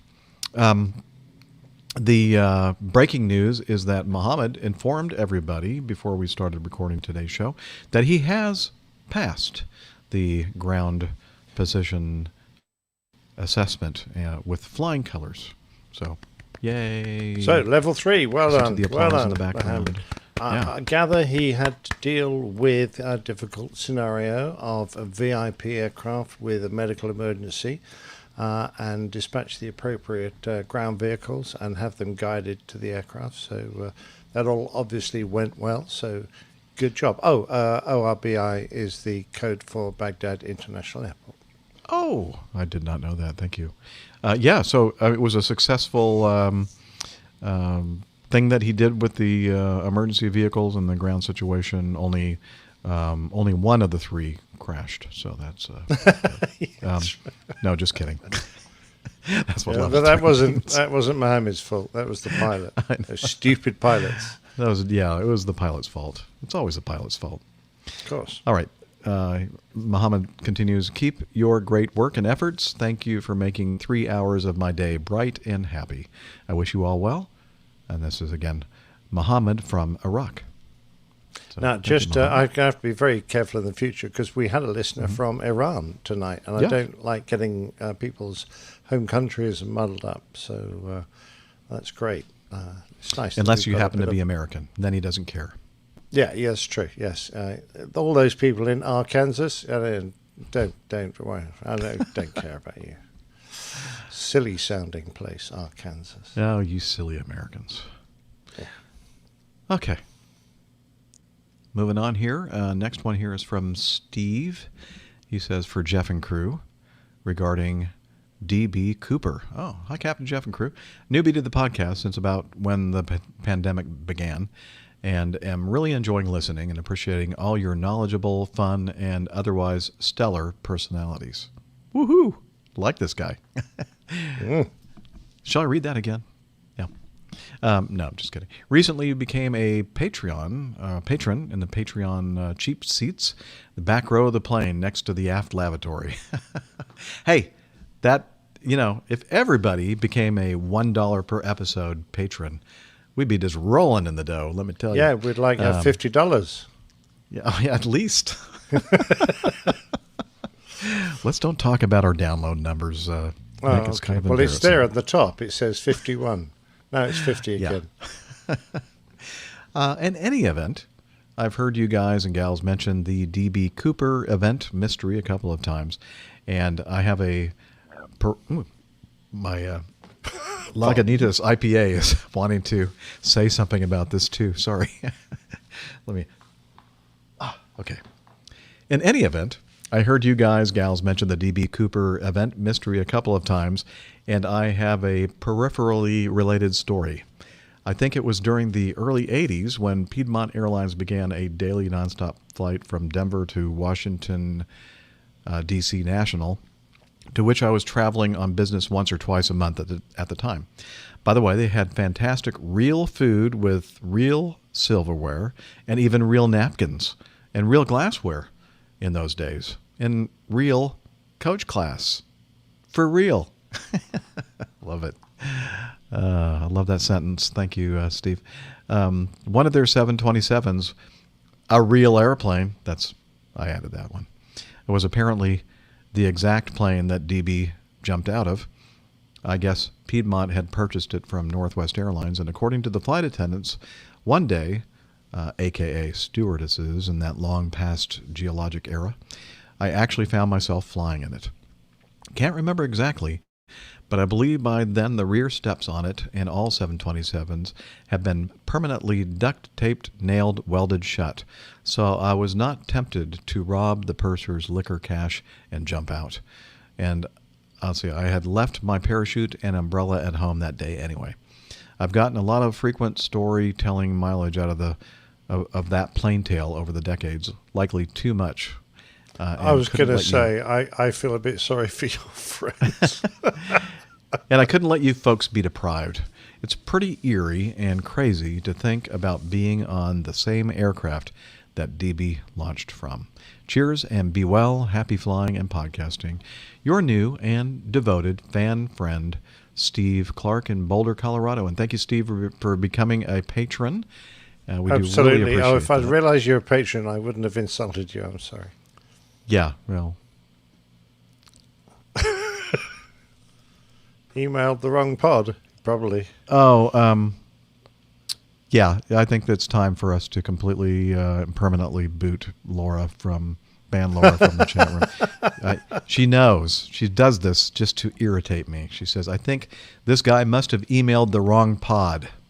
Do not like that term. Grr. Thanks for distracting him, Laura. Yeah. By the way, Steve, they did not duct tape / permanently nail weld shut the door. What they did was they came up with a device that is called not officially, but unofficially everybody called it the DB Cooper vane. And it was a device back there between the seam of the air stair door and the fuselage. And when the airspeed got to a certain point, I don't know how fast the airstream had to be going past it for it to be deflected, and then it would move over, kind of pivot, and cover up the area where the door would would come down, and so it would keep the door locked shut. And then once the airspeed reached a slow enough speed, then that vane it was a spring-loaded thing where it would go back into position, so you could actually lower the air stair door. Because unlike many airplanes that have air stairs, the 727 air stairs were actually a structural component of the airplane, and in many cases, if not all, it was required for loading and unloading the airplane because of the CG on the ground. And so you wanted to have the air stairs out, and so it was actually, as I said, not just something that just hangs there, but actually was supporting the back end of the airplane. So they couldn't just weld the thing shut. It was a structural component. So, yeah, that's a pretty cool story, actually being on the same airplane that Mr. Cooper jumped from. And I'm glad you weren't tempted to rob the purser's liquor money. Probably wouldn't be that much, actually, would it? All right. This one from CFI Mike. He said, I've been a listener since I was a private pilot, 2014, and I'm proud to announce... Wait a minute. He's been a listener since he was a private pilot back in 2014. Wow. That's a long time ago. And I'm proud to announce that I just got my ATP. Well, hey, awesome. All right. Wow, it's been a great night for achievement. That's awesome.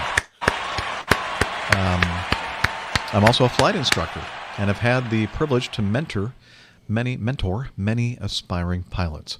I'd like to offer some additional feedback for AJ.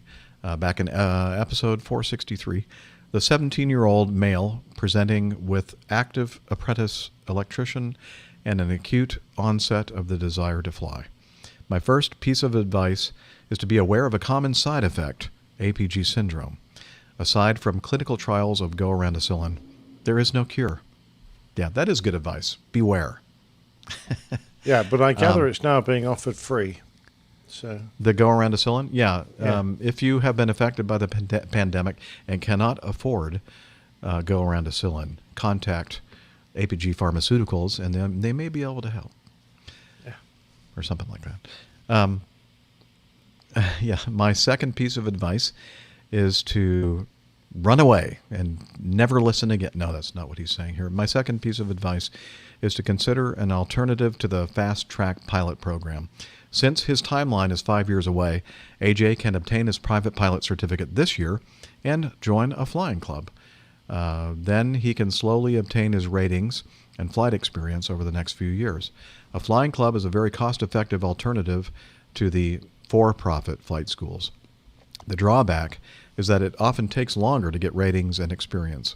He should do some research to find a flight instructor willing to train him for his advanced ratings in a club aircraft. The private can be accomplished at a club or school. Once certified as a private pilot, the whole world of aviation is open to explore. In other words, you don't have to wait until you're a journeyman electrician to start flying. For many of us, it started as a weekend activity and then turned into a career. Anyway, hope this feedback helps someone on their journey. Fly safe, fly smooth. CFI Mike. And he said, P.S. I'm writing this from the passenger seat of a United 737 flying home after repositioning a King Air for my company. The plane is full and the airport was busy. Things are looking better and better each day for the industry. And again, that's CFI Mike. And of course, we have to say, that's here in the United States. And that's something I was going to mention. I didn't during the Getting to Know Us segment. I swear that everything looks like it did pre-pandemic now. Our airplanes are getting very, very full. Acme, this is the last month that Acme is going to be blocking off the center rows for, social distancing. And the airports are just jammed packed with people. The parking lots, I'm seeing signs as I'm driving to the employee parking lot that say North Lot full. I mean, the parking lots at the airport are full and no place to park. I'm thinking, wow, things are really, really recovering. Now, this is the spring break time of year here in the U.S., and there's probably a lot of pent-up demand or desire to go out there and fly, and so that may have something to do with it. And I understand also that at Acme we don't have all of our flight schedule back to 100% of what it was pre-pandemic. But what I'm trying to say is, just like CFI Mike is mentioning here, that things are really, really recovering quickly here in the United States, and we're hoping, knock on wood, that we won't get a huge setback with some of these variants and whatever you want to call them, mutations of the Well, of the you're virus. doing a real good job with the vaccination program, and it really has taken off, if you don't mind the pun. More power to your elbow, because that has been a fantastic achievement. I began to wonder at the beginning whether anything would happen, but now it's looking brilliant. And that's obviously going to help enormously. In Europe, things are still moving, but as we explained last week, each individual country has its own responsibility for borders. So, there are a lot of countries where you still can't fly. They're still talking about COVID passports here before you can go to some countries. That's a contentious requirement, perhaps. So that's not been organised yet. But in Europe, the third wave in some countries is really hitting hard. So, things are going to be very patchy here. And we heard from Captain Nige, was it last week or the week before, talking about Hong Kong. And the situation out there is still absolutely dismal. So I think it's going to be a patchy recovery, but more power to your elbow that things are going well there. So that's brilliant. What am I supposed to do with my elbow? Give it power. More power to your elbow. Okay. Never heard of that More power to saying your before. elbow. I learn something new every show.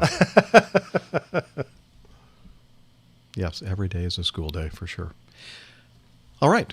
CFI Mike, again, thanks. And so it's very heartwarming to hear from people like you who have been listening to the show for many, many years, and somehow, even by listening and having the APG syndrome, they still pursued their career in aviation, which is really kind of a miracle. We didn't dissuade you from this world of aviation. So sounds like you're a great success. So we wish you great success, further success in the future. Yeah, I love that you managed to write that from the passenger seat of a 737. That's great news. Oh, Liz is mentioning to me that Steve Horn is in the chat room. Yeah, we haven't seen Steve in quite some time. Oh, hi, Steve. Yeah, good point, Liz. Yeah, HIGH, How I Got Here. Steve puts together a very well-produced segment with great jazz music. We missed that. Brilliant. Yeah. I haven't had one for a while. I think he's been a bit busy, or perhaps short of victims. I don't know. Yeah, well, I doubt that. I think that, let's see, our producer director is saying, you need to get on it, man. You need to do some more of those and send them in. They're just awesome. Oh, always loved them. We do miss them. Absolutely loved them. Okay, let's see. Let's move on. Speaking of people in our great APG community, and she is in the chat room. Woohoo! Jen Niffer sent, actually, I'm sorry, she didn't send this. She's very modest. Larry, the geezer, right, in Tulsa, Oklahoma, sent us some feedback, and he said, Jeff, this needs to be shared with the community. That's it, Larry. Basically, he's demanding that we share this with the community, and I agree, Larry. And I am obeying his command. And this is something from APG community member and star Jen Niffer. She does a blog, and it's entitled Tales from the Terminal. And let me share this here so we can all see what I'm reading. And you see that okay there on the StreamYard? Okay. Absolutely. There's her website, Tales from the Terminal, Adventures at the Airport, and Other Random Musings. And this is not the first time we've mentioned her great blog. But this one is especially good. This is dated March 27th, 2021. A New Perspective. I interrupt your regularly scheduled blog post. Okay, semi-regularly. But I do have a new post in the works, I swear. To bring you breaking news. Dun, dun, dun, dun, dun, dun, dun, dun. And enter or insert sound effect. As many of you know, the view from my desk leaves a lot to be desired. When I look up, I see a wall. And I can look over into the copy room where the photocopier and supply cabinet are. Except for the occasional sound of airplanes taxiing up to nearby gates, you'd never know I worked at an airport. I could be sitting in any office, anywhere. And there's a nice little photo of her, her view from her desk. At least, that used to be the view from her desk. I've tried not to complain too much. After all, a desk with a wall view at an airport beats a desk with a wall view anywhere else. However, there has been an open desk by the windows for over 4 years now. It looks out past one of the jet bridges to the south airfield beyond. It is brighter than my current cube, has more desk space than my cube, and I've wanted to move into it so badly. I started my quest by dropping subtle hints. That desk over there has been open a long time now. When that didn't work, I became a little more obvious. Sure, I'll take on that additional task. What are the chances I can move to that desk? Eventually, I resorted to a straight-up stating my desire on my annual review. Question, where do you see yourself in 5 years? Me? Sitting at a desk by the window. It has become something of a joke. Oh, we can't give Jennifer a window desk. She'd never get anything done. I've tried to argue that I'd actually get more done because I wouldn't have to get up and run to the window every time something interesting taxis by. Sadly, I got nowhere. I hadn't given up all hope, but I was close. In the meantime, several rounds of reorganization have occurred. The department that shared part of our space moved upstairs, we downsized. More and more offices and desks went unused.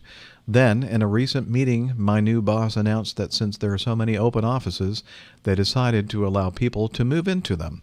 She went on to say that unfortunately there aren't quite enough offices for everyone. Would I be willing to take a desk by the windows instead? Me, squee. Is that the way you would say that? Okay.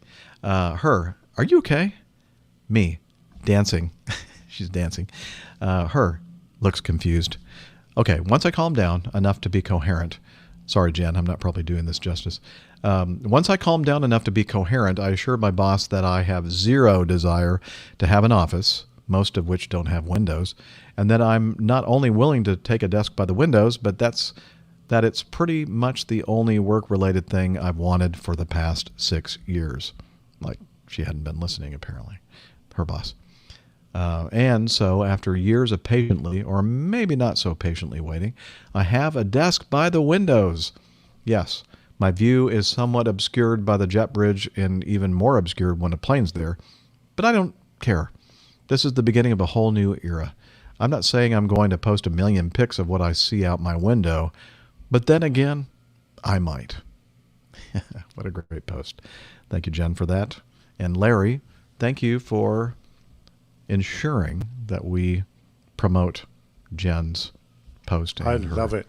I think Jen should set up a 24-hour webcam at her window so we can watch with her what goes past her window now.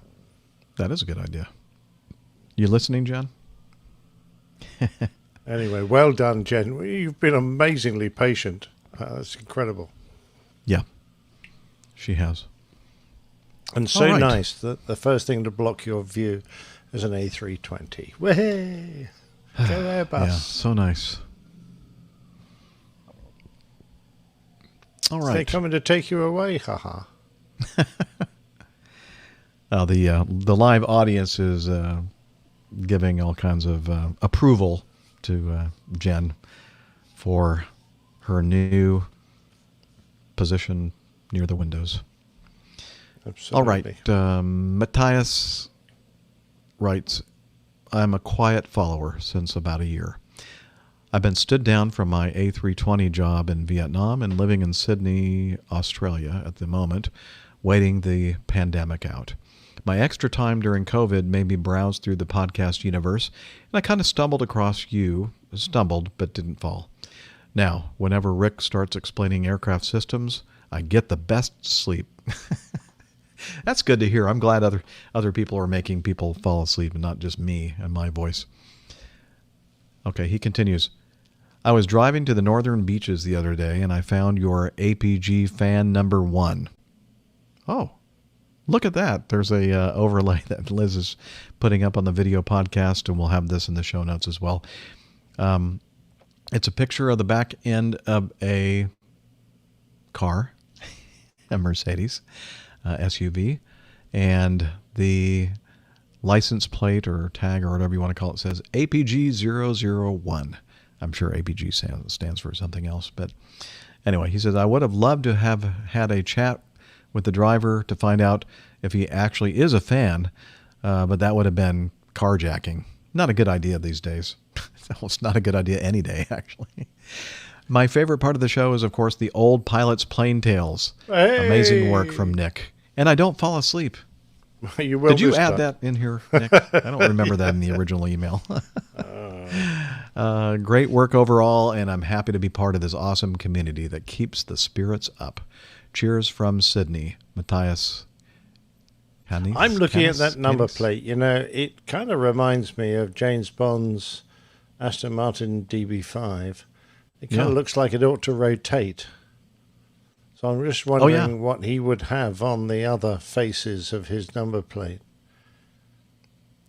Just no. I'm not even going to say that, Liz. Mentioned them enough on the show.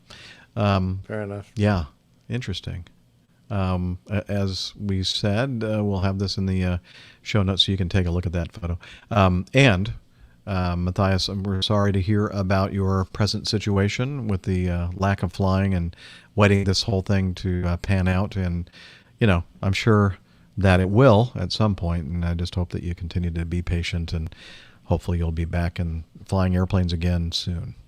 Yeah, I bet you're missing it, mate. I really feel for you. So good luck, and I hope they're recruiting before long. Australia and New Zealand are starting flights between the two countries again, and which is great. And Australia has not been hit nearly as badly as many other countries. So, I hope things start to turn around soon. Liz is saying that she thinks that Vietnam is doing a pretty good job of it as well. So, yeah, things may look up. Fingers crossed they find a slot for you to get you back. Yeah. Okay, let's continue on with some feedback from Enrique. He says, my name is Enrique Carneiro. I'm from Brazil, still living here, and I'd like to add a follow-up on last week Maurilio's feedback about the minimum hours requirements here in Brazil. The minimum required to become a commercial pilot here in Brazil is 150 hours total done in a flight school.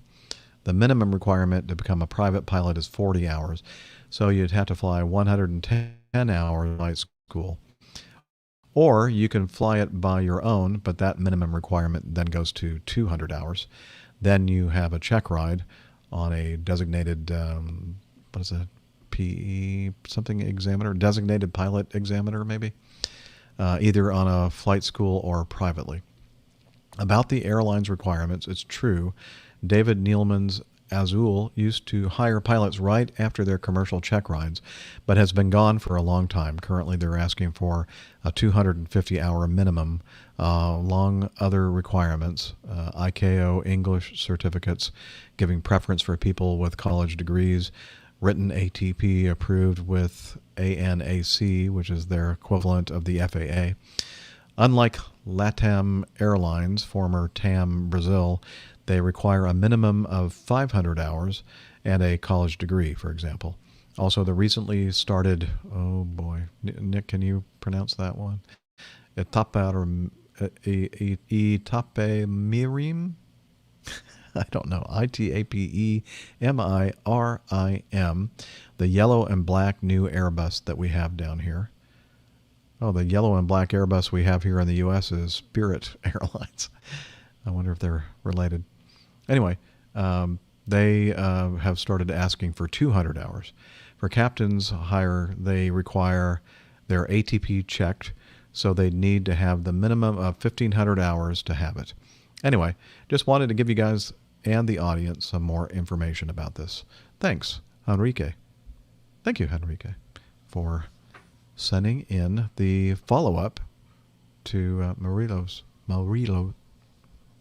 John Jester has a comment in the chat room. 250 hours scares me. I could barely get a CFI job with that kind of time. Yeah, that is very, very low experience. What was it before they changed the regulations after the Coogan accident? Colgan? Yeah, Colgan accident. Well, you just had to have a commercial pilot certificate to be hired by a Part 121 carrier. And then individual airlines would have perhaps, and most did, higher minimum requirements, but that was not something that was under the regulations. The only requirement was that you have an airline transport pilot certificate for checking out as a captain and holding that position. Yeah. And that was, so I think it was this still is probably 1,500 not hours. far off what it used to be before that, that accident. Yeah, I agree. It's very similar to, and again, as I said, there were some outfits here in the U.S. where, before the whole reform of the pilot experience levels, that you could get in the right seat of a Part 121 outfit with just the minimum requirements of a commercial pilot certificate. Yeah. So. Well, yeah, that's still the John's case, saying, of course, in Europe. Pardon me? That's still the case, of course, in Europe. If you do a multi-crew license, then you end up with very little actual flying experience. Right. And you have Kinda to learn on the job on the training, job. right? Yeah, Yep. absolutely.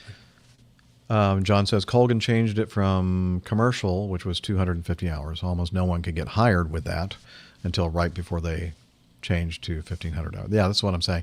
I mean, technically speaking, the regulations were pretty low. You know, the requirement was pretty low, but in practical, experience or application, the hour requirement was much higher. So. Okay, thanks, Liz. I'll do that. Andy, by the way, I'm just going to throw this in now because I'm thinking of my future. In the next couple of days, I'll be editing this. The voice that you're hearing in the audio-only podcast is our producer-director in the control room in Toronto, Ontario, California, Liz Piper, and did I say California? Canada. CA. California, Canada, same thing. Not. And right now when we're recording the show live on the video, I'm the only one that can hear Liz. Nick cannot, and normally when we have the other co-hosts, they cannot either.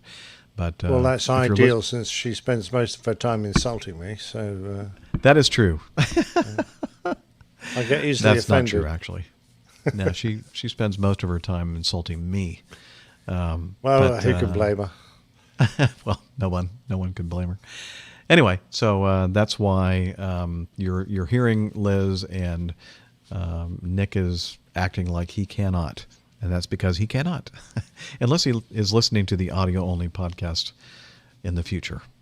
Which I do listen to, just in case Liz says something rude. Oh, okay. I'll have to keep that in mind. Yeah, you might have to keep that in mind too, Liz. All right. Yeah. Andy says, "Hi, y'all. Happy to see the skies filling back up. Curious about hotels. First, which brand seems to be your favorite? And which hotels have special benefits or accommodations for pilots? How did the hotels take care of you during this pandemic? Have you treated hotels any different since the beginning of COVID? Also, Liz, did you have a career in producing? You are a pro at keeping these pilots on ship-shape schedule." Sincerely. Yeah, Andy. Yeah, I think I did that right. Ship-shape schedule. Thank you. Okay. Hotels. Brands. I think, most of the hotels we stay, we're contracted, Acme contracts every layover city, at least one or two locations. Some city destinations have layover spots have a shorter layover duration hotel, which is usually right near the airport, or in some cases actually in the airport. And then if the pilots, our contract says anything more than 12 hours, we go to the long layover location, which is generally speaking somewhere in the downtown area of the city, or one of the places near the city center, that kind of thing, near where all the action is. Yeah. And they do a really great job at Acme finding really, really good properties. And they're the typical ones that you're used to hearing here in the U.S. Marriott, Hilton, Hyatt, and the ones near the airports are usually ones like Hyatt Place and Hilton Garden Inn and that sort of thing. Sheraton's another property. I was in a very nice hotel, last night, Liz is reminding me, in Charleston, and we'd only been there for 2 weeks. I asked the front desk person before we left this morning, I said, "How long have we been staying here?" Because we had been staying at a different location for quite some time. And he said, "Just 2 weeks." And I said, "How long do you think we're going to be here?" And he goes, "Well, you're contracted for at least a year or two." And I said, "Yeah, but how long do you really think we're going to be here?" So, because I'm sure we're going to wear out our welcome. A very, very nice property, very, very swanky, right there in the heart of the the downtown, or whatever that area is called, the tourist area of Charleston, on Meeting Street and just south of, or north of Broad. Or is it south of Broad? Yeah, anyway, I don't remember. Anyway, it's on Meeting Street, very close to the market. And yeah, so that was nice. But, oh, does he? John says they treated us like we had the plague at many hotels. Oh, I guess let's see, he's talking about probably during the pandemic. Is that what he's referring to? Okay. Well, let me tell you, when we first, and I've been, when the whole pandemic thing started, like mid-March of last year, I was flying all the way through the end of May, and then I had to stop flying because they retired my airplane. No airplane to fly. And initially, it was really, really interesting, or odd, eerie almost, where the only people staying at these hotels were airline crew, basically. And most of these hotels, all the bars, restaurants, all that was shut down. And they usually had some kind of an accommodation for us as far as, finding some food, or, somebody would be back in the kitchen and would fix some stuff and then put it on a table out in front, and you had to call down, and room service, I guess, was probably still active at the time as well. Anyway, they made some accommodations for us to make sure that we were fed. But I did stay at one or two hotels where the hotel wasn't near anything, and they didn't have any. The only thing they had was like the snacks that they have kind of behind the front desk. That was a little disappointing, but yeah, it was a different time. And but anyway, going back to my favorite brand, I think I would say if I were pressed to just name one hotel brand, it would be Hilton, and that's because I just love the beds. I don't know what kind of bed it is, but it's just so comfortable. I always get a really, really good night's sleep in the Hilton beds.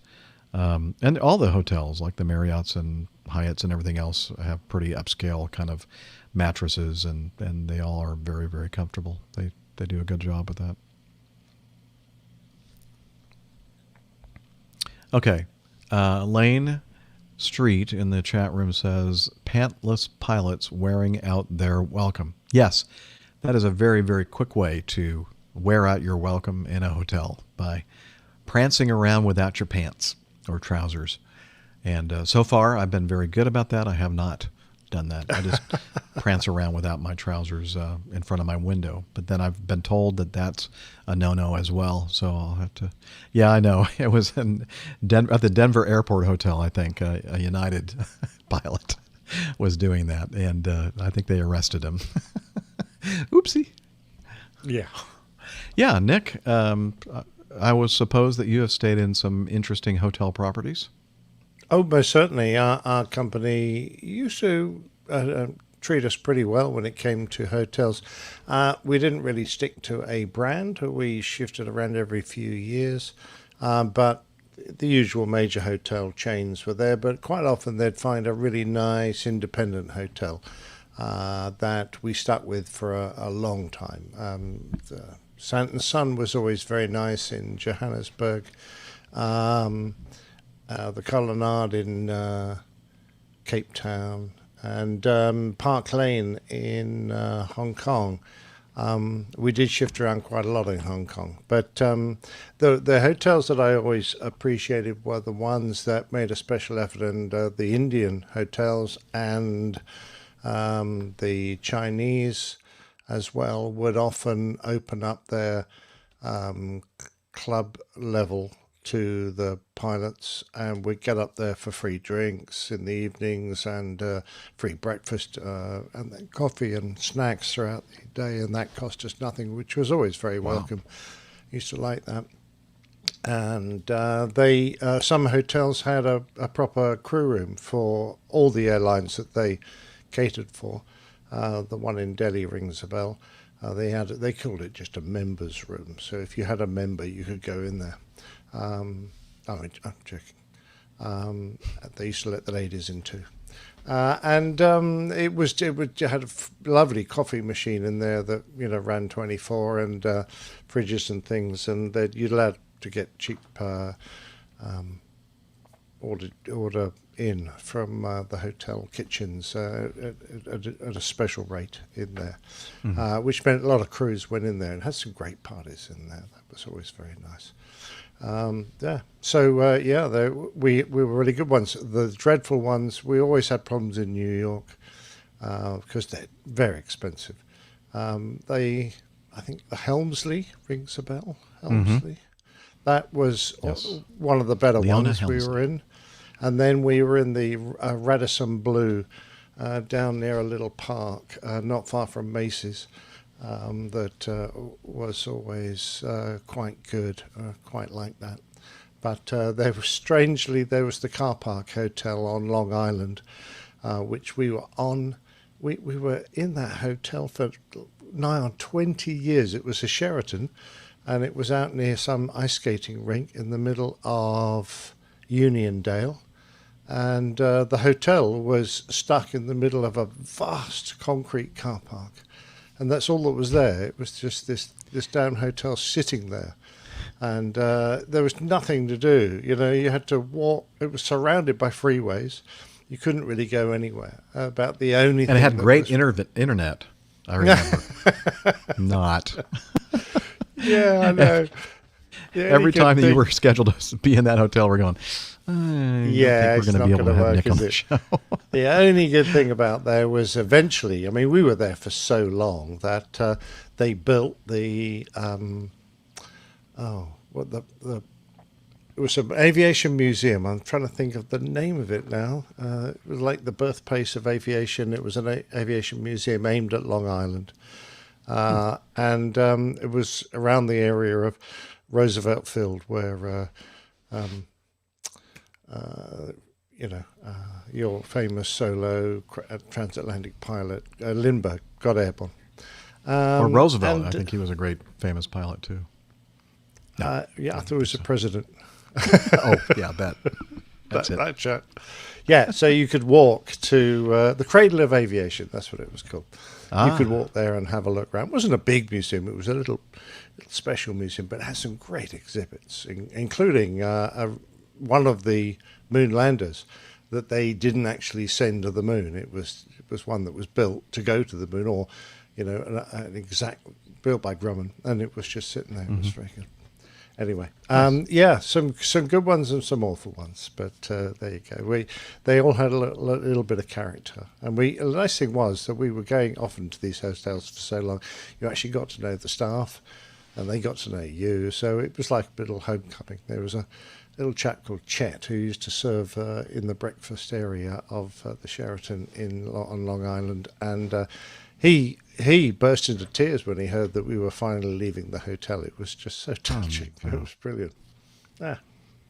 Your hotel family. Yes, we were at that time, yes.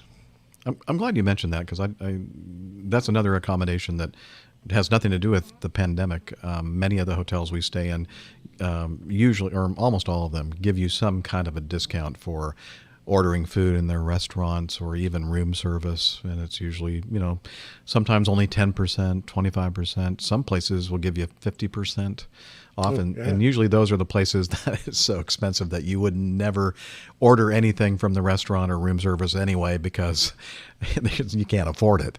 But, taking the 50% off, you're going, oh, okay, well, that's not too unreasonable. I can probably, order something off the menu. And we had a place in Fort Walton, I think it was Fort Walton Beach, a Holiday Inn resort hotel right on the water. And when we first started staying there, they were giving us 75% off food and beverages, including alcoholic beverages. Wow, that became like the number one layover spot for many people. Yeah, that would be. And I think they kind of they adjusted that a little bit. I think because the hotel was going into bankruptcy because of the airline cruise. You drank. We drank under. They went, but it's still pretty good. I think it's still 50% off food and beverages, including alcoholic beverages. That's very unusual. And usually they'll say 50% off or 25% off food ordered in the restaurant room service, but it does not apply to alcoholic beverages. So, oh well. Well, there was one thing hotel that we had a crew room there, and every time you came in, if you went to the crew room, you could pick up the phone and say, "We're the flight 10, we've just landed," and they'd say, "Okay, it'll be up soon," and they would send up slabs of beer to our crew room, and when you drank all that, you'd just pick up the phone again and go, we're the 25. We've just got and we'd drink their beer as well. That's funny until you're the actual flight 25. Yeah, if you're the last crew. last flight of the day, there was just nothing left. And come on, we've sent 3 slabs of beer up for your flight. Get off. Crew rooms are something that I think are disappearing somewhat in most of our domestic layover hotels. I think there's still a few out there, but they're now just basically a place where they have a big screen TV and maybe a coffee maker. They might have a little refrigerator with some bottled water in it. Not a lot of stuff there for the crews. Again, this is domestic flying, not international. And one last thing I was going to say that I cannot remember. Oh, well. It wasn't important. So, yeah. All right. Your worst crew room story? Pardon? Your worst crew room story? Because we nearly got thrown out of the hotel in Johannesburg when someone set light to a sofa and tossed it out a window. Who was that person, Nick?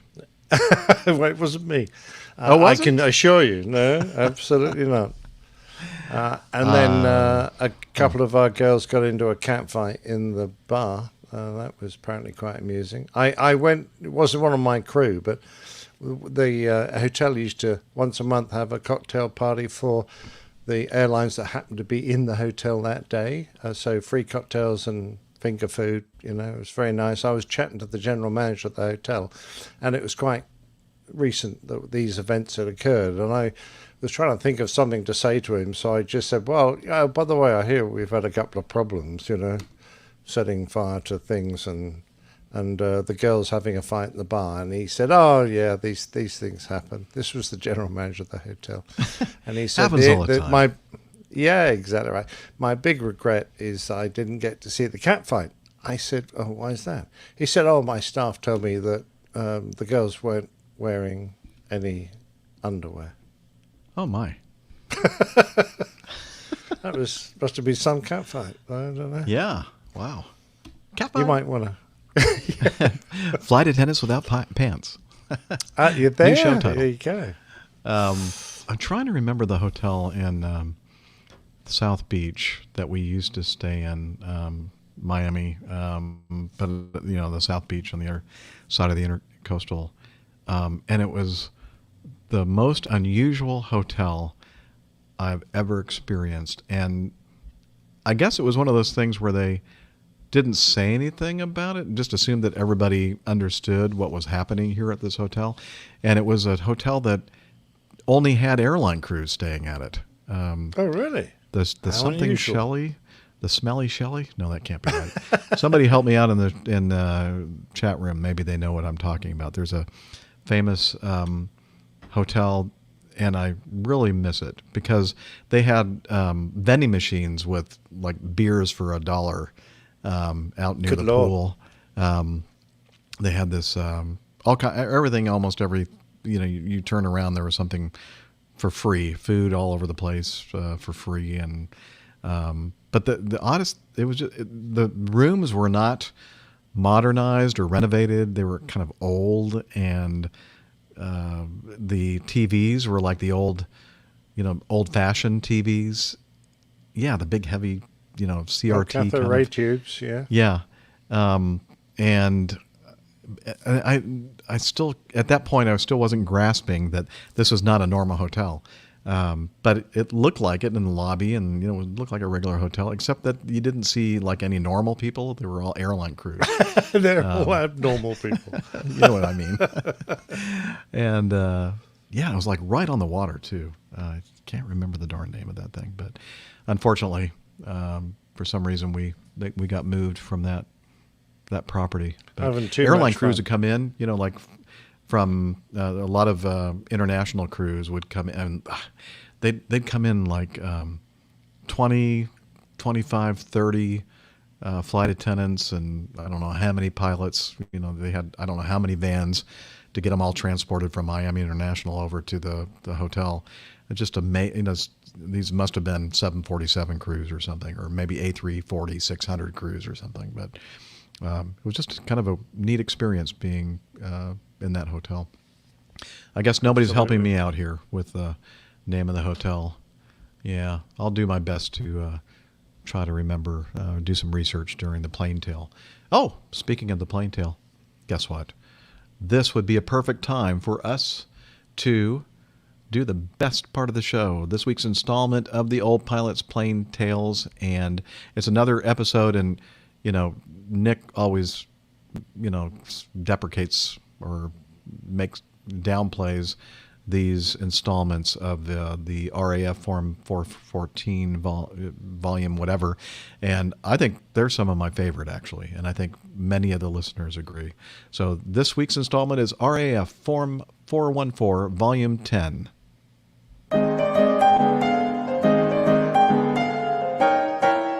The Old Pilot's Plane Tales, RAF Form 414 Volume 10. I apologise to you all, but it's time for my tatty old RAF logbook to come out of the cupboard again. It was a sad, sad situation, but for the recently promoted Flight Lieutenant Anderson, his departure from flying the Phantom on 43 Squadron was a reality that he had to face up to. For a while there would be classroom work to endure at the Central Flying School, RAF Leeming, a fair way south, and my wife would be alone in my married quarter at Lucas for several months until I had jumped through enough hoops to move her to my new base.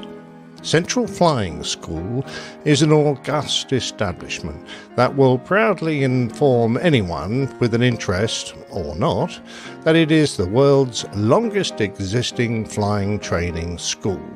It was, and remains to this day, the RAF's institution for training military flying instructors. Its tedious history goes back to Uphaven Aerodrome, where it was formed in 1912 with Maurice Farmans.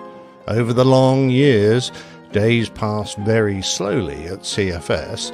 They moved along with the times and even developed formation aerobatic teams such as the Sparrows, the Redskins, the Pelicans, the Red Pelicans, the Yellow Jacks, and finally the Red Arrows. The point I'm trying to get across is that, to a course of frontline fast jet pilots, arriving at this anachronistic school with its creaking, white-haired, long-in-the-tooth, stuck-in-their-ways instructors, to be called students once again, was a form of chalk-dust-ridden hell, and it brought out our most rebellious tendencies. The head of ground school, whose name rhymed with the medical term for the smelly end of the alimentary canal, received an unfair proportion of blame for our situation.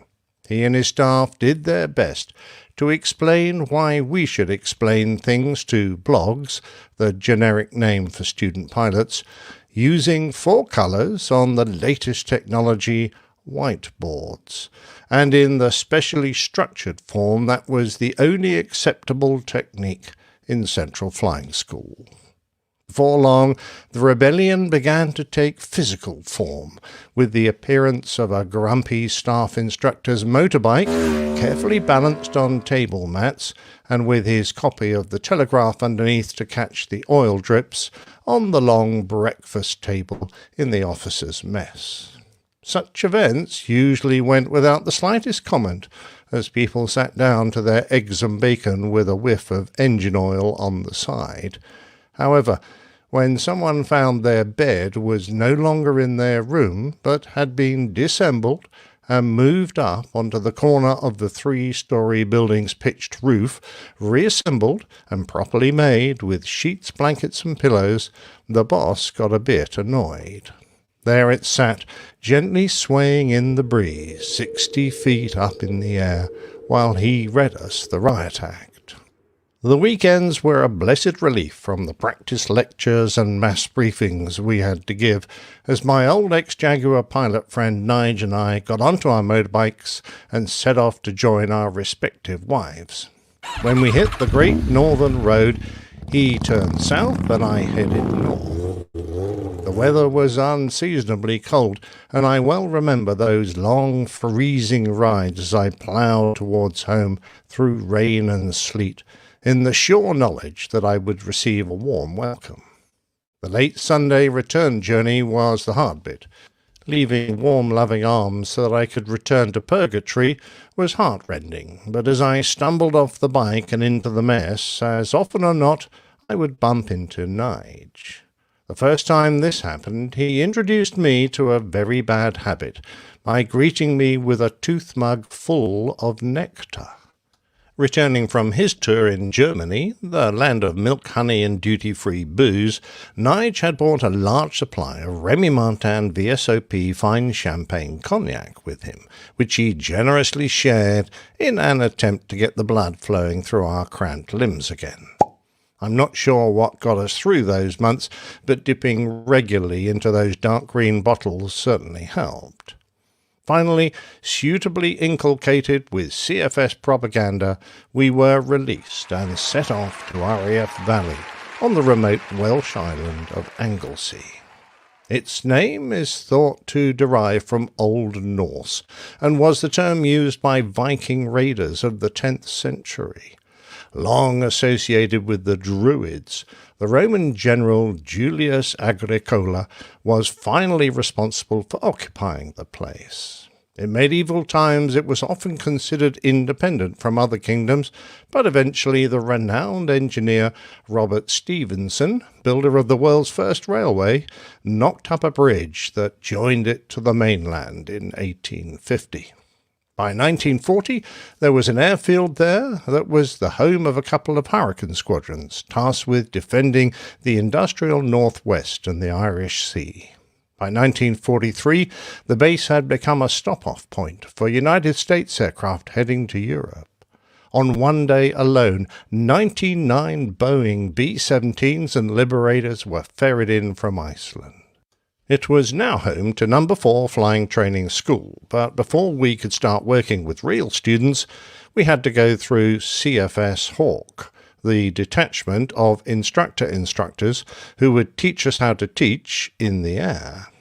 Our steed was the BAE Systems Hawk T1 that was being introduced to the RAF when I went through Valley as a student 5 years earlier. To be fair to our new CFS masters, they weren't quite as geriatric as those we had encountered at CFS headquarters. There were a smattering of ex-Fastjet guys, but most were career instructors or from other roles. The RAF had purchased a total of 175 Hawk T1s, so there were plenty of airframes kicking around. What's more, unlike the broken old trainers they were replacing, it was an amazingly reliable aircraft. For both student and instructor, the Hawk was a great design, as has been proved by its longevity and worldwide sales to many major air forces. It's a simple trainer, just about viceless, something that a few would criticize, but would become an ideal stepping stone into aircraft such as the Tornado and Typhoon. Whilst it was easy to fly, it certainly didn't cater to the lowest common denominator, and tested every pilot who flew it, without putting them into unnecessary danger. The front had a few more whistles and bells than the back, but there was little that the student in the front seat could do that couldn't be fixed by the instructor in the back. The instructor's seat was stepped up so that they had a clear view ahead over the top of the student's helmet, and down both sides, something that had been missing from a lot of previous trainers. The aircraft had moderately swept, low-mounted cantilever wings, and the fuselage sported a pair of cheek air intakes level with the rear cockpit, that fed the single Rolls-Royce Turbomeca Adur engine, an engine that had great fuel efficiency. The Hawk was supposed to reach Mach 1.15 in a dive, but I never got it much past Mach 1 myself, but it could crack on at low level doing 540 knots very happily. In the cruise it was okay up to about Mach 0.84. It was a great aerobatic aircraft, and although the airframe could handle +9 and -4 G, it was limited by the RAF to +7.5 and -3. A dual hydraulic system powered the flight controls, gear, flaps, brakes and air brakes, but should the engine fail, a propeller-driven rat would pop out and keep everything working. It also had a built-in auxiliary power unit to motor the engine for starting. Although later versions would have weapons, a weapons sight and glass cockpit, the early T1s sported a fairly basic instrument panel. Someone had tried to save money by fitting an existing attitude indicator and compass system that was normally found in the RAF's Puma helicopters. Sadly, nobody thought to check out how this would perform at high G, or if they did, they didn't care, as the system would topple appallingly. This then required a period of straight and level and unaccelerated flight before the instruments could be relied upon again. Hardly ideal if an aerobatic maneuver ended up in cloud, or if a bit of hard turning through a valley system then required a pull-up when the weather came down. It took us a while, but eventually a decent attitude heading reference system was retrofitted, but not before many of us had experienced a few dodgy moments. Learning how to be a qualified flying instructor was very much monkey see, monkey do. The CFS bod in the front would give an example of how something should be taught, and the poor unfortunate student instructor in the back would get to demonstrate their best efforts. These were termed a give and a give back. On some exercises, we would get the chance to fly around with another student instructor, called a mutual, and practice on each other. Or, more likely, we'd hurtle round the countryside for a while and then try to pull the wings off. All the formal lessons involved, you've got it, watching a brief in 4 colours on a whiteboard, and when we'd seen enough of a particular lesson, we'd have to give it back to a more senior CFS bod, and then hopefully that box was ticked and we'd move on to something else. From memory, there were only around 13 basic lessons, but a lot of training was made up from elements of those. However, once they were mastered, the rest was just proving one was up to speed. The flying training done at Valley was really a matter of taking real students through things that they had learnt during basic flying training, but with more speed and more accuracy. There were circuits and practice force landings, formation flying, aerobatics, stalls and spins, high-level handling, but most of the course was spent at low level. Navigation was achieved with map, compass and stopwatch, initially at 360 knots and then 420, often with a portion at 480 knots. Flying with an instructor meant doing this at 250 feet above the ground. Navigation sorted started in the local low-flying area of Wales, but later ones involved a high-level flight to Scotland, a low-level portion followed by a high-level return. This was where the Hawk came into its own. When the fuel came down and it was time to pull up and head for home, once we got that lovely little aircraft up to 30,000 feet or so, the fuel gauge seemed to stop moving. It seemed quite happy running on fumes. We hadn't been going very long on our CFS course, about 11 days to be exact, when we heard about RAF Watersham's NATO Tactical Fighter Meet. At random times of the year, various fighter bases would open their doors to one of these events, which, to the uneducated, was obviously an opportunity for units within NATO to come together and exchange important military tactics, foster a greater understanding of different modus operandi, and share our mutual respect for fellow fighter squadrons from the diverse nations in Europe. In reality, it meant get permission to bring your fighter to Wattisham and spend the night drinking copious amounts of adult beverages until everyone spoke like a pair of Dutch F-16 pilots. A few of us managed to get permission to take 2 of our Raspberry Ripples, named after the colour scheme of the training aircraft at the time, which resembled a tub of red and white ice cream. So, on Friday, 3 ex-Phantom pilots and a Jaguar pilot set off to enjoy talking tactics with our fighter pilot brethren.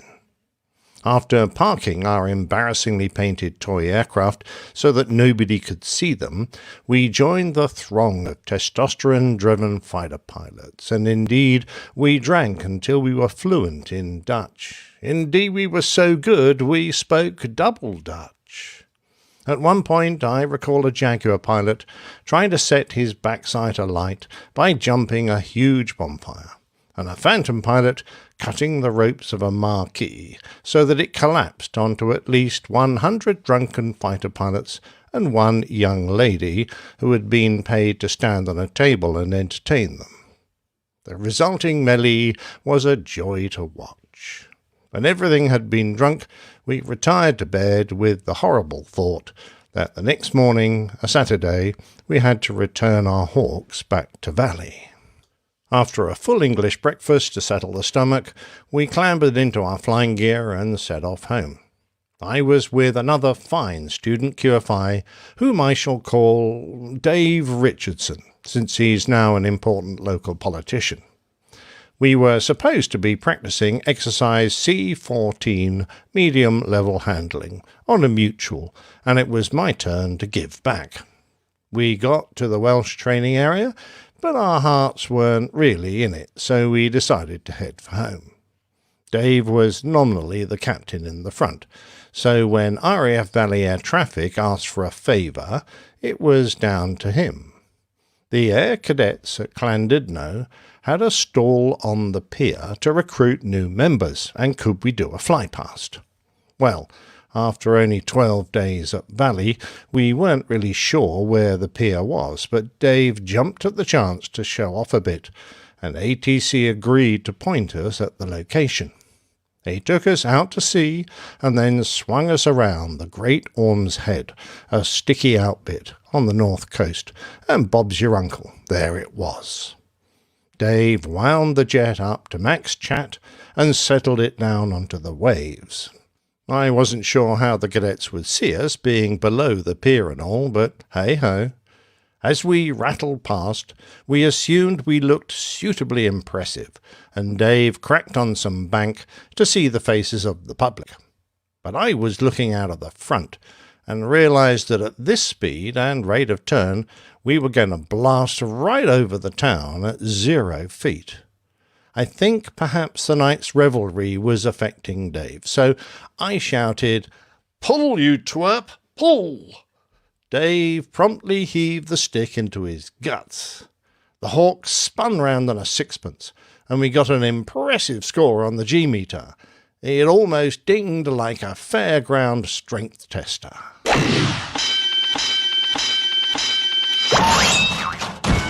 We limped the brand new and now slightly bent X-Ray 295 back to Valley, and after a low-speed handling check to make sure the flaps worked, we plonked it down. A couple of cases of beer later, and the engineering flight sergeant kindly did the overstress checks required, but then lost the paperwork, so nobody was any the wiser. However, I note that X-Ray 295 is actually still flying, so best treat it gently, chaps. I also note that Aiken's Airplanes store of Needs, Tennessee will sell you a 1:72 scale Corgi die-cast model of this exact aircraft for only $69.95. Although, to be completely accurate, you might want to bend the wings up a bit.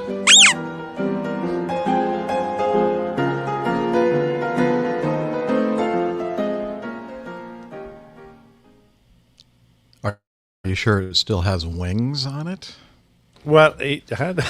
Yes, it's quite old now. It was very new at the time, but the engineers didn't seem the least bit worried. We were terrified, but they seemed to think that the airplane was pretty indestructible, so we got away with that. Or DL did, anyway. The last episode, we mentioned the ejection of a Hawk, and you made some comments about it, and now I'm understanding a lot more about why you made those comments. It's becoming much clearer now. I took two things away from this latest plane tale, which was excellent as always. Number one, that goes without saying, Liz. The amount of alcohol consumed is always a great quantity in any military pilot career. The thing that really made an impression on me is the fact that I sense that your time as a flying instructor in the RAF was the most memorable and just the best part of your military career. The apex. We had to fill out an application form every year to become a flying instructor. It was compulsory, but at the top there was a box you could tick, and you could either tick volunteer or non-volunteer. And I ticked non-volunteer, as did 99% of all the other pilots, because no one actually wanted to go away from the front line to become, do what was incredibly boring work, and work in a sausage machine churning out students. And although we had a few rare moments of fun, to be fair, it was ultimately a satisfying job, but it wasn't. It didn't hold a candle up to being on the front line, I'm afraid. Okay, and the other thing is that anytime that Nigel has anything to do with your life experience, it's pretty much usually not a very good thing. He's been around when I've probably been, had some of my worst moments. I think he encourages you to kind of let loose a little bit with your behavior. Well, he would say the opposite, of course, because really? We've actually bumped into each other many times. And when he was in Hong Kong, I used to come along and I would land off a trip and we'd meet and he'd say, I just got fired or something like that, and I'd go, what? What did you do this time? Yeah, exactly right. So I don't think it was down to me. It was definitely down to Nigel. Uh-huh. No, I'm saying that Nigel is definitely not a good influence. Yeah. No, he's not. No, but he's got good taste in cognac. I'll give him that. Yeah, it sounds like it. And Nigel, I know you're listening, and I'm so proud and honored to be considered a friend of yours, and you're just an amazing person. So, look forward to, after this whole pandemic mess, getting together again and having some good times. Although we'll probably have to have somebody supervise, like Liz or yes, HR have staff. Have to have an adult there. Yeah, some kind of a responsible adult would be a good idea. Absolutely, I think. I'll share some pictures, some stories of what it was like to actually teach, and some of the students who went through my caring instruction. On the next one. Okay. Thanks again, Nick. I really enjoy the logbook series of the Plane Tales. Well, thanks very much. I appreciate it. While I was listening to that awesome Plane Tale, I was also doing some research about the Sherry Frontenac Hotel in not South Beach. It was north of South Beach, just up the beach, I guess. North Beach, I guess you'd call it. And anyway, I was looking through some of these reviews on TripAdvisor, and William H. writes, my favorite layover. Now that I'm a retired captain at American Airlines, I sorely miss my favorite layover at the Sherry.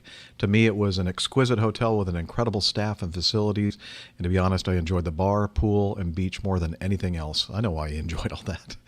But I would arrange my schedule to be at the Sherry at any opportunity. It is now a year and a half after retirement, and I would give anything to be laying over at the Sherry. And then non-airline people say, this hotel, it wasn't a good review. This hotel is used by several airline crews. The building is quite old, but okay, the rooms are spacious. Staff's friendly and helpful. Anyway, he goes on and talks. Basically, several of these things said, yeah, just be aware. I guess I thought it was just exclusively airline crew, but I guess it's just a lot of airline crew staying there as far as the percentage. Normally, a lot of the hotels we lay over at, you'll see airline crews, and, we make a small percentage of the occupancy of the hotel, but at this place it was like skewed in the other direction. Almost everybody was airline crew, and then I guess they'd let a few token and regular people just to kind of, I guess, balance everything. That's brilliant. Yeah. So there we go. The Sherry fronted act. We called it the funny name that we used to describe it, though, was not called the Sherry. It was called the Sherry something or other. Anyway, it doesn't matter. All right, let's continue on with feedback, since that's what we're here for. That's what we're here for. Yeah. This might be a question. This is from someone who is too embarrassed to have their name revealed, and really, who could blame them? This might be a question for Liz.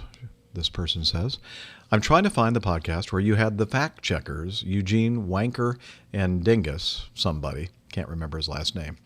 During the week, I listened to all the previous podcasts of APG, and I heard this one in the middle of my sleep. The funny voices woke me up. It was so hilarious. Now I'm trying to find it again, and I can't. I know it was sometime in the early 200s, as far as episode numbers, in 2016. I want to play this for my husband. I hope Liz can find it. I'll be listening. I love drop-ins, funny voices, sound effects, Paul Harvey, Roadrunner, just all of it. Captain Jack would have been a great radio personality back in the day. Oh, thank you. That's what I'm trying to emulate, actually. Let alone back in the day. No, but I'm not a radio personality. I'm not. Well, you are in the podcast world, Jeff. Well, thank you. A great drop-in might be David Bowie's She Blinded Me with Science. Yeah, I love that. I love that song, actually. Science! But, yeah, sadly, I'm trying to get away from a lot of this because of the whole copyright issue thing, so I got to be careful. Anyway, Liz did some research, and she says, here are the episodes that the fact checkers appeared on. Episode 212, 214, 218, 220, and 252. I guess only even number ones. No odd ones in there. That's interesting. Yeah, that's a bit unusual for them because they were pretty odd. They were odd. Very odd. Really, really miss the fact checkers. And miss Jerry. Although, it wasn't too long ago that Jerry. Yeah. Yeah, the fact checkers. We really miss the fact checkers. Come on back, fact checkers. We love you. And goodness knows we certainly need somebody to be checking our facts because most of them are not correct. Well, 50% to be precise. 50%. When we use the term fact, we're being very liberal with the usage of that word. Okay. A lot of leeway, yeah. Peter writes in F-111 UK edition, and he sends us a link to a YouTube video entitled F-111 Low Pass Evans Head Range, and he said, sorry, make that the RAAF edition, so the Royal Australian Air Force, and I think I ended up grabbing just a little snippet. Now, is that in the videos on the? Okay, so why don't you, Liz, go ahead and play that for us? Oh, yes.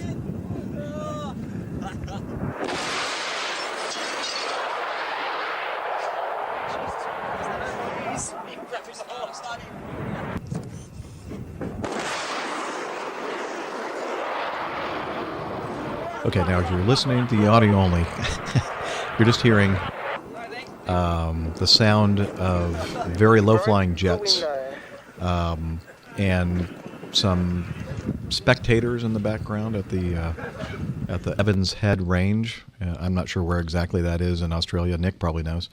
It's on the East Coast. And what's happened there is that the hut that you can see there with the big glass windows is the Range Safety Officer's hut. And the RSO, the Range Safety Officer, is his job to clear the range, may prepare it. He clears each aircraft in for an attack. So it's like a little control tower, basically. And then he passes the scores. It was, in Australia, it was a fairly well practiced tradition that after you'd done a detail on the range, which is a bit like flying circuits, you know, you're doing a continuous circuit, but instead of landing, you're firing a weapon or dropping a bomb or doing some strafe or whatever.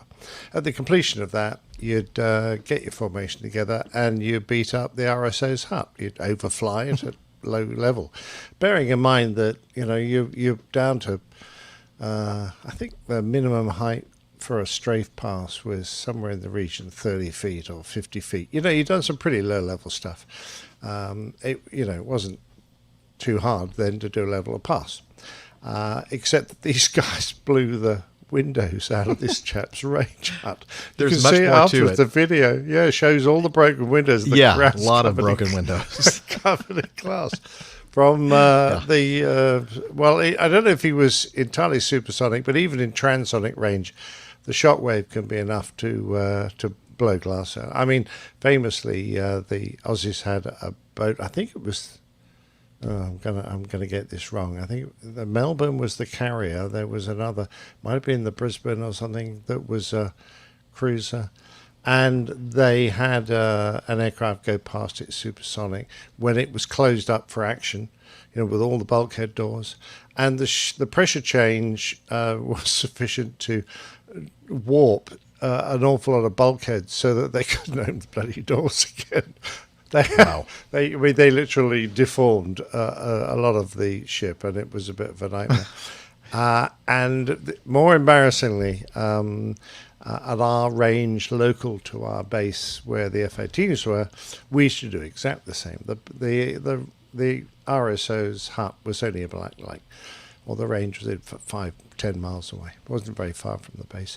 And the pilots used to go and have to be the range safety officer. So when our squadron was doing weaponeering, we'd send one of our pilots there. And I did many a duty there. At the end of it, of course, you get a beat up. We got into the habit of chalking in tranograph pencil on a board a score for each of the pilots and score the quality of their fly past. Anyway, eventually I was in the dying gasps of my tour with the Aussies, and I was actually on detachment out in Malaysia and leaving Malaysia to head home to the United Kingdom when all hell broke loose because somebody had actually gone in an F-18, gone supersonic over the RSO's hut and completely demolished it. I mean, they broke the concrete that the hut was built out of, blew all the windows out. It was a complete and utter mess. And it was so bad they held an inquiry because it was going to cost quite a bit of money to replace. And they found this board. The officers conducting the inquiry found this board with all these pilots' nicknames and the scores.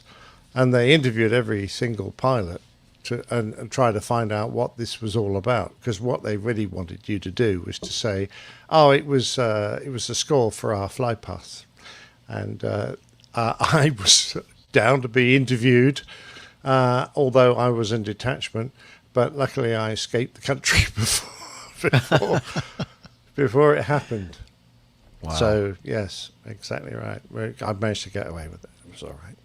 Yeah, in the video, I didn't hear any boom, no, like the shockwave. But as you said, it was darn close to supersonic, probably. And those F-111s had their wings all the way back, and they were they're going fast. Yeah, they were going very well. And just judging from the reaction, and I had to very carefully edit the audio in that because there was a lot of flowery Australian language. swearing?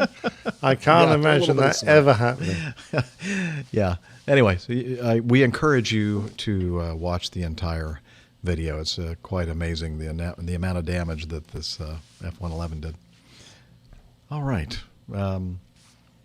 Excellent. Got some feedback from our big-ass fan in Lexington, Kentucky, Greg Peterson. He says, I've gotten a little behind on APG episodes. Tisk, tisk, tisk. Look at that. A little behind and big-ass. He doesn't even know he made that play on words.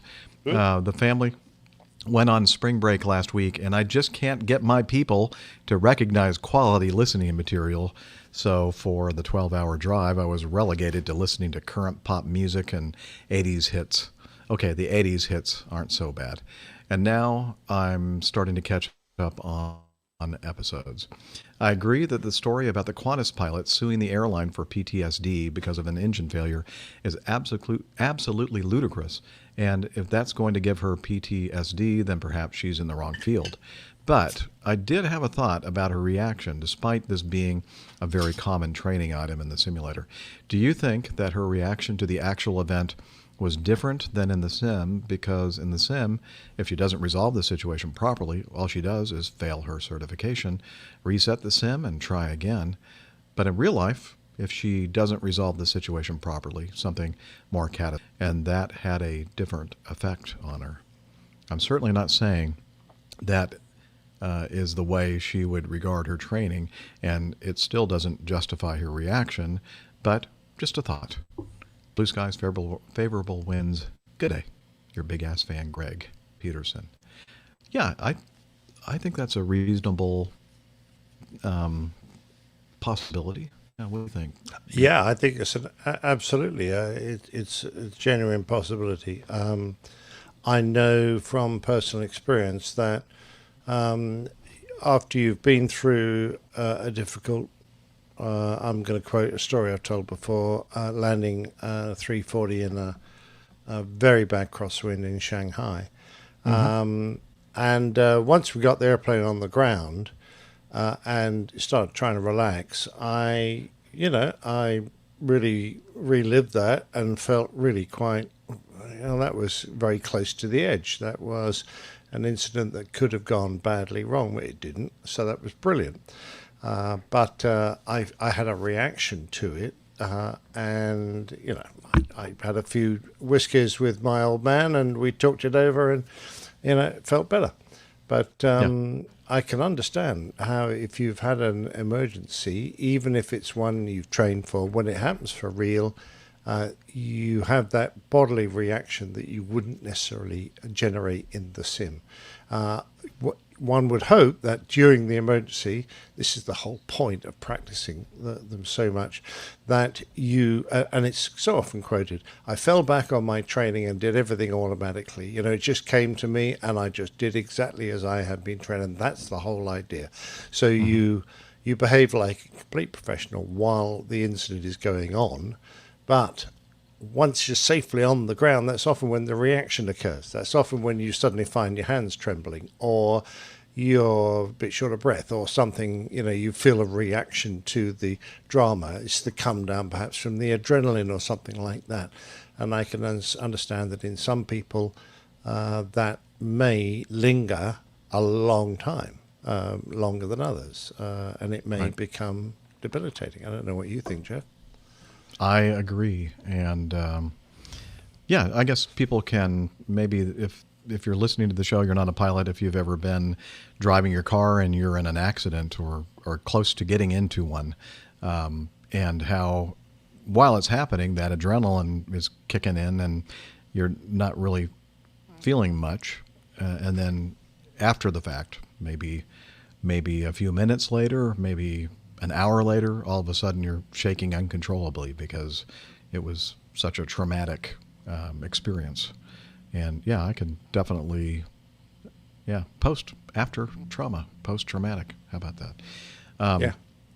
The other thing that we didn't really talk about or consider, but one of our keen listeners did. He sent us from some audio feedback regarding the same news item, and this gentleman's name is Tea Kettle, or he calls himself Tea Kettle 15, and let's listen to what he sent. He used SpeakPipe to send us some audio feedback. You can too if you'd like, and you can find out information about SpeakPipe by going to the Contact Us page on the website. But let's take a listen to this. Hello, APG crew and APG fans and community. This is Tea Kettle 15 calling with some feedback on APG 465 and the segment about the first officer suing Qantas following some PTSD associated with an engine failure. I'm not a lawyer, and I would agree with you that the lawsuit seems frivolous to me, but I did find it interesting that there was no discussion during the APG 65 concerning a Critical Incident Response Program, or CIRP, sometimes called Critical Incident Response Team, CIRT. I'm not sure. I assume Delta has such a program. Basically, let me give you a brief thumbnail of what the CIRP is about. It is a program that's basically designed to help people get over things that they've seen associated with aviation. Might be an incident, might be an accident, might be something that happened to them, or maybe they were in an accident investigation and saw some things. Really, the use is quite wide. It's a peer-to-peer program. It's not mental health counseling, but it is something that really helps in mental health. I won't spend any more of your time describing it, but if you Google CIRP, you'll see quite a bit of information on it. And it's not a legal process. It's not a safety investigation. It's basically just designed to help people that have had experiences like this. And I wonder if this first officer isn't basically calling for help and there isn't any help. I'm an old school guy, almost as old as Captain Jeff and Captain Nick. I'm in my 60s, and so like you, I'm kind of look at this sideways and think, man up kind of thing. But I have been trained in CIRP. I have seen CIRP work in many situations, and it's extremely beneficial. And the bottom line is that it helps people continue to be able to do their job. That's a win for the person. That's a win for the operation that they're associated with. And so you might consider talking about it, maybe learning a little bit more if you don't know about it. And I'd be happy to fill in any blanks that you have. But thanks for the opportunity to provide feedback, and fair winds, following seas, tailwinds, and all that. Thank you.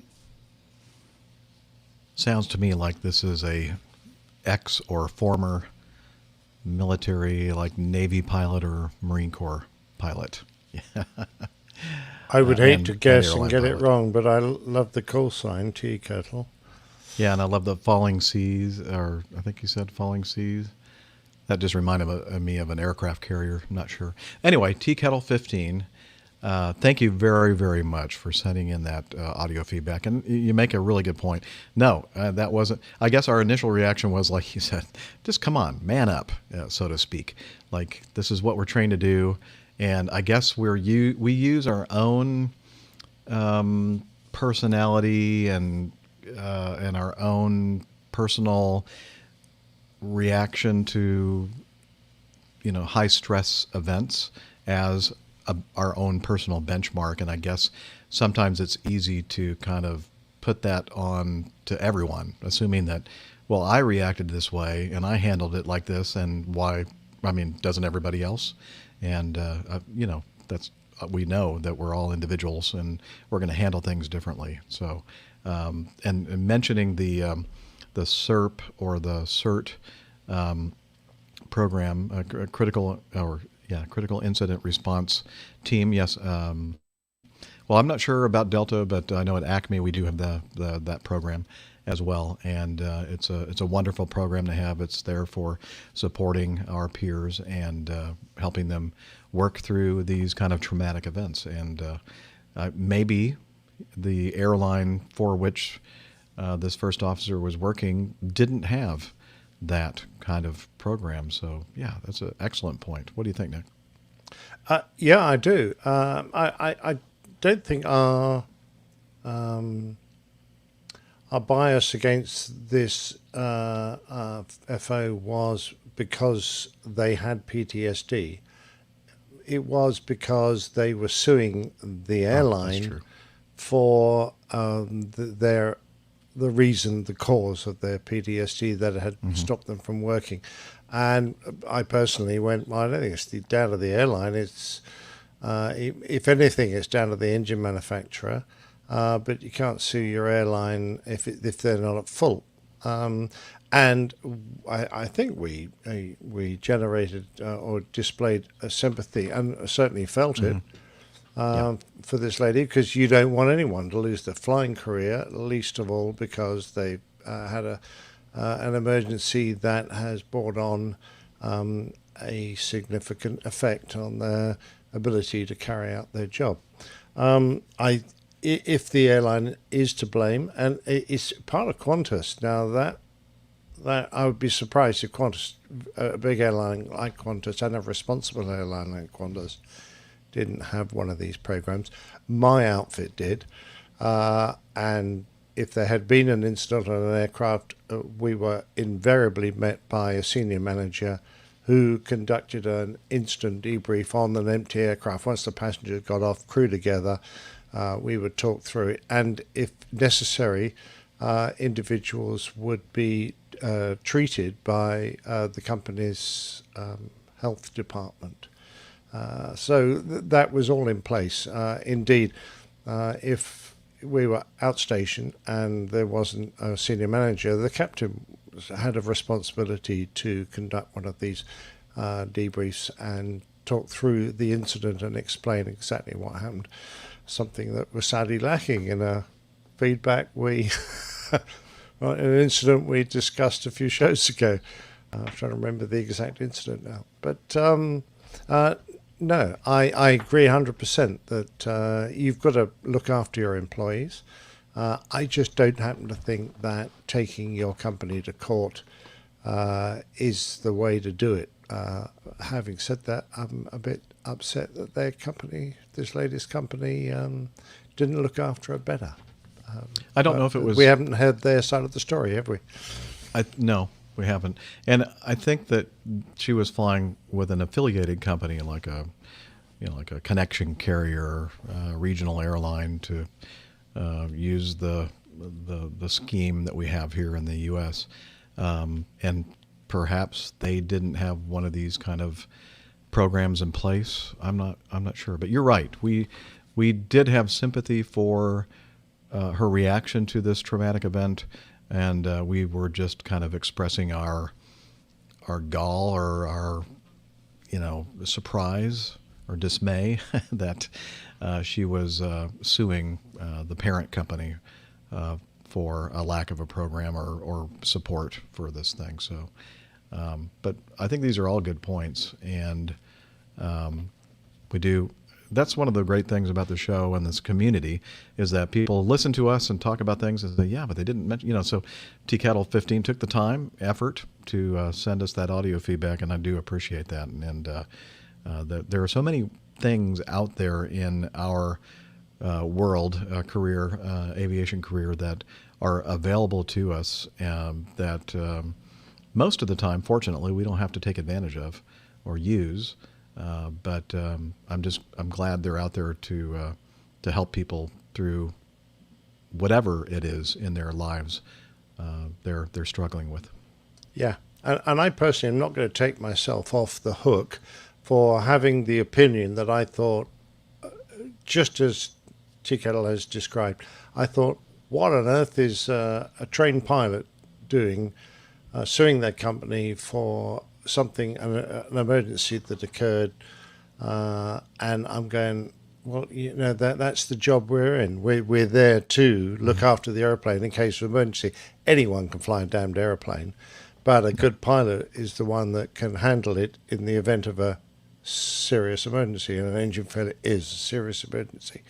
I don't think I personally displayed enough sympathy for the situation because I suspect, I'm thinking with my body going engine failure, so what? I've dealt with them. People have dealt with them all day, every day. Some people have done fantastic jobs. Not everyone is armed with the right psyche to do that. Right. And a lot of it also has to not only your individual psyche, but also your experience. And, Nick and I both had a lot of military experience. Nick, much more than I. But and then going into the airline world, I don't know. I think it's like a combination of all these things: your psyche, your experience, etc. All good points, really good points. So, yeah, I'm not taking us off the hook for not mentioning this kind of program. Thank you for bringing that point up, Tea Kettle 15. But I think also, still, trying to sue a company for something that it seems like they had nothing to do with as far as the actual cause of the engine failure is, it's hard to swallow, I'd say. Yeah. All right. One to go. Yeah. And this is perfect. like 5 minutes to do it in. This is perfect. Yeah, the producer, director is just amazing. How does she do this? Puppeteer. She's going to have to find an entire strings. show next week. There's been nothing left over. Come on then, let's crack it on. All right, our last one from Tony. This is interesting. I always thought, this is Tony speaking, I always thought that all Airbuses from the A320 onwards were fully fly-by-wire. This article that he linked us to from Flight Global suggests otherwise, and I wonder if the crew could comment on why they left a mechanical connection just for the rudder. Interesting, he puts in question mark. Love the podcast. Please keep up the good work. Tony Smith. And then the article is from, as I mentioned, Flight Global. Airbus switching A320 Neo family from mechanical to electronic rudder control. Airbus is aiming to replace the mechanical rudder controls on A320 Neo family aircraft, switching to full electric rudder system by early 2024. The modification will coincide with the entry into service of the long-range A321 XLR. Hey, we have XLR cables for our microphones, which is being developed with the E-rudder architecture in mind. Whilst the initial delivery had been intended at the end of the year, it said while, and I said whilst, because it's Flight Global is a British outfit. It's a nicer word. Yeah, and I'm thinking, why did I do that? It's not even written that way. Anyway, you Brits are rubbing off on me, and I'm not going to make any comment regarding that statement I just made. While the initial delivery had been intended at the end of this year with an A320 Neo powered by CFM International LEAP 1A engines, Airbus says it is, quote, reviewing the introduction scenario given the disruption from the pandemic. The E-rudder will become standard on the A319 Neo, A320 Neo, and 321 Neo range, but it will not be fitted to conventional A320 family jets, nor will it be available as a retrofit. Under the current A320 and A320 Neo fly-by-wire architecture, 7 computers, 2 flight augmentation computers, 2 elevator aileron computers, and 3 spoiler elevator computers handle the flight control surfaces. But although the flight augmentation computers provide input for yaw damping, rudder travel limit, and trim, the rudder system retains mechanical linkages between the pedals in the cockpit and the hydraulic rudder actuators. Airbus will convert production of the A320 Neo family jets to feature E-rudder as standard. That was the caption for that little photo there. The E-rudder program will replace the mechanical interface with an electrical one, saving some 40 kilograms in weight by enabling the removal of several fixtures and 3 computer units. Both flight augmentation computers and one of the spoiler elevator computers will be withdrawn.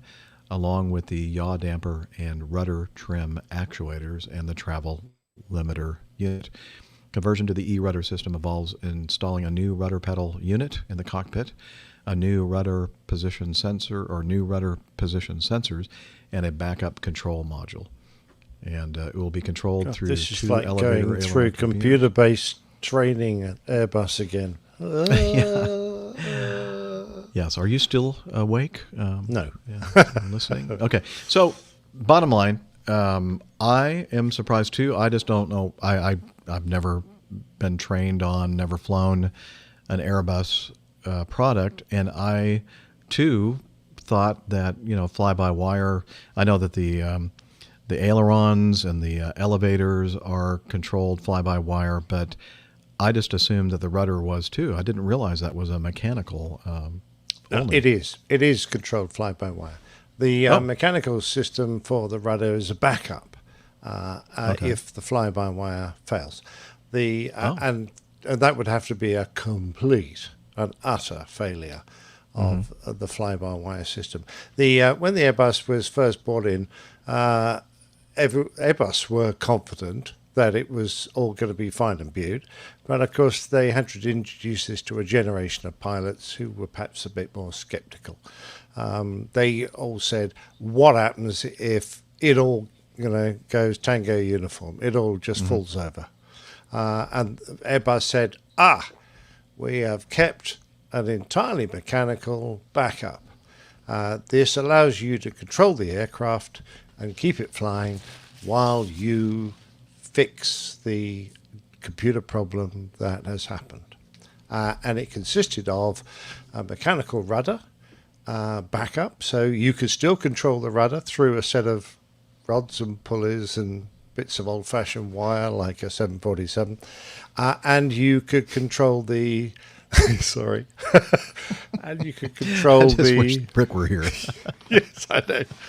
The all movable tail plane. Normally you only move to trim, so you use the trim wheel, but that was also a backup system. So the idea is that you lose everything, you've got rudders, and you've got the tailplane. So you could pitch the airplane up and down, you could use the rudders to roll it left and right, using the secondary effect of yaw.